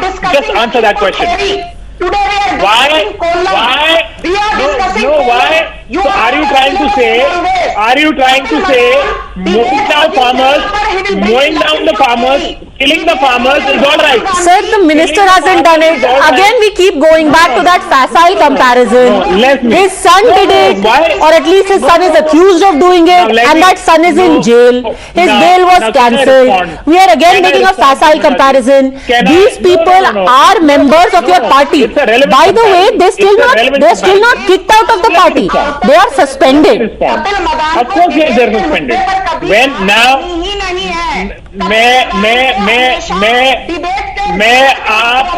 Okay, please don't heckle him, but please make a valid point. Make a valid point. To drag in Ajay Mishra is hardly a apples to apples comparison here. It doesn't apply, and even you know that answer. I'll give you the logic. Yes, I go will on. give you the logic. I will give you the logic, Padmaja ji. On your shows that we have debated several times, and there are videos in public domain where Mr. Ajay Mishra Teni, is also seen giving threats to the farmers. And subsequently what happens is that his son goes and his son, uses his car as a weapon and he mows down, the hapless farmers there. Now my point is, now let me raise a question. I am raising a valid question. I know Sanju is getting jittery. Okay, please, can you please have one person talking at a time, but Kapil Madan, you really have to speak on the issue. I will again bring you back to the issue by making a comparison and making an apples to apples comparison. I'll tell you how. Hold on. Let me tell you. What happened a few months ago. A poor watermelon seller was at a fair outside a temple in Karnataka. Some people came from some right-wing outfit and picked up his watermelons, threw it to the ground. At that time, your party came and said, this is an act of terror. This is what is happening in Modi's India. Okay? Apples to apples, now your Congress workers go out, and by the way, those people were arrested in BJP-led Karnataka government. Today, your party workers, not some random right-wing people, your party workers have gone and done the same thing in Kerala. Is this an act of terror? by the Congress, and this is what happens in Rahul Gandhi-led Congress? Terrorism by Rahul Gandhi-led Congress? Would you say the same? Padmaja ji, so Padmaja ji, now this comparison is illogical because there is no communal angle here. Now, let me also remind you. There is only an extortion angle. There is no communal angle. There's an extortion angle. I mean, if there is a demand for money, I will not, fall short of words and say that this is unacceptable. And I started by saying I am just pointing out the difference in your reaction and your level of anger and outrage. You are like, oh, here suspension has happened. There you are like terrorism, my friends. Hindutva terrorism has struck this country. Padmaja ji, let me also remind you, there, few months ago, there was a bangle seller in Madhya Pradesh. He was beaten back and blue just because he come from a different community. Exactly. Back then you never asked. Which was a criminal act, and that those people were rightly picked up and bunged in jail.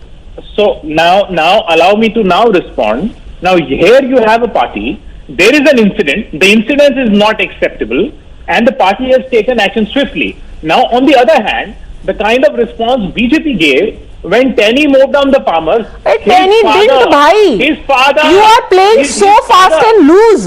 It was his son who's in jail. So his surname is also Tenny. Monu, whatever Monu. Okay. Anyway, Sanju Verma, I think, wants to vehemently respond to you at this point. Yes. Now I'm asking Sanju a question. When are you going to suspend? When are you going to suspend? To speak on every topic apart from the topic on hand. Sanju Verma. Don't get angry, Sanju. Respond. Padmaja, I am speaking on the topic. I am not given the luxury of deflecting on your show, and I appreciate that. Please ensure that this man Kapil Madan, he has deflected from the topic. Now he should please keep quiet and listen to what the others say. First and foremost, the debate is not on Ajay Mishra Tenny.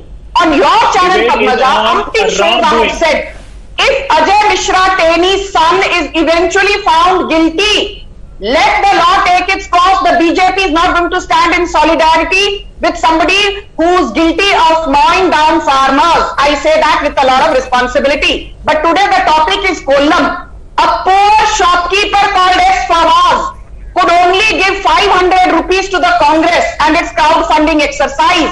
The Congress workers went on a rampage, threw vegetables and fruits off his cart, demanded 2,000 rupees. When the poor guy could not pay 2,000 rupees, the shameless Congress workers in Kerala slapped 244B and section 506 of the IPC against this poor shopkeeper, and this Congress representative Kapil Madan has the gall and the audacity to come on your show and give a bhashan to the BJP. Debate आज कोल्लम पर है, केरला पर है. It is not on Ajay Mishra Tenny. Gokul Chandran, because the fear also is this was something caught on camera. There are also some people making allegations that similarly other small businessmen and shopkeepers are also being extorted for your yatra. See, Padmaja, that Kerala Pradesh Congress Committee, whenever they take money, crowdfunding, they have a proper receipt printed with serial numbers, and it is signed by the treasurer of the party before taking money. That is the proper way of taking money, and it has been done before also. See, now the problem here is, right from the day one of Bharat Jodo Yatra, seeing the success of the Yatra, BJP is not able to digest it. So what I would suggest is for people like Sanju Verma and the other BJP people who are finding fault in each and everything, they can have this. Okay. They can have this. This looks okay. This may be a great punchline on Twitter, sir. But to put it down to the BJP, this is on camera. Your Congress workers did it, and what are you doing to ensure that this happened because this poor man could not cough up 2,000? Are you sure other people aren't being arm twisted to similarly cough up chanda for your Bharat Jodo Yatra? Because at least as far as Kollam is concerned, this episode sounds more like a Todo Fodo Yatra. Anyhow, we leave it at that. Let's hope it is a very tasteless exception and not the rule. But too many controversies. Thanks very much, both gentlemen, Sanju Verma, for joining me.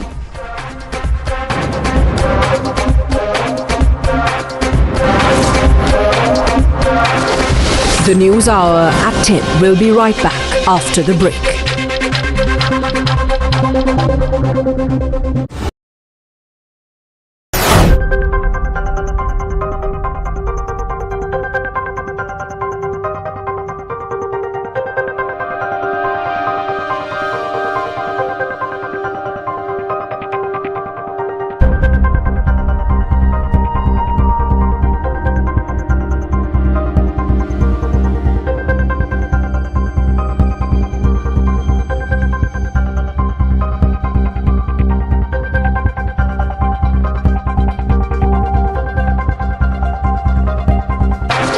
You're watching the News Hour at 10.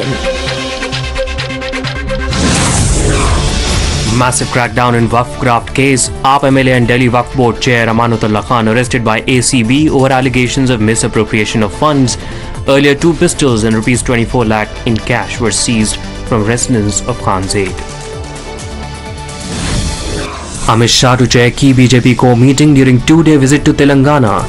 Shah likely to discuss with state leaders the kind of support that BJP is getting on ground and how to build onto it. The CBI conducted yet another raid against TMC leader Anubrata Mondal and will question his daughter Sukanya. CBI officials have raided the TMC leader's home and his adjoining district in Bolpur in Birbhum district of Bengal. ED team reaches Tihar jail to question Satyendra Jain in connection with liquor scam.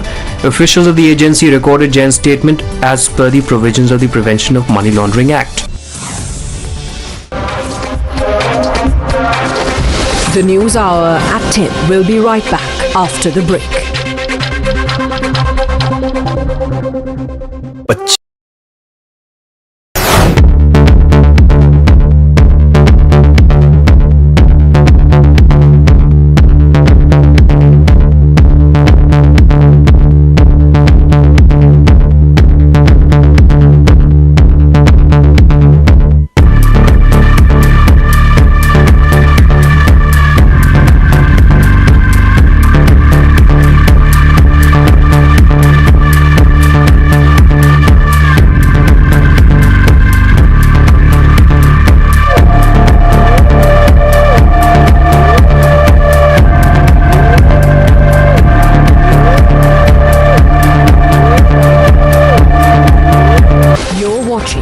The News Hour at 10. ED says Sanjay Raut is fully involved in money laundering via his associate Praveen Raut and that he has been giving false information to the court regarding his non-involvement. Raksha Mantri Rajnath Singh arrives in Hyderabad and meets the family of former Union Minister of State and film actor U.V. Krishnam Raju, who passed away recently. Former Punjab Chief Minister Amarinder Singh is all set to join the BJP next week in Delhi. Also set to merge his newly formed party PLC with the BJP. Delhi police have told High Court that Mohammad Zubair's electronic devices are still being analysed in order to recover data.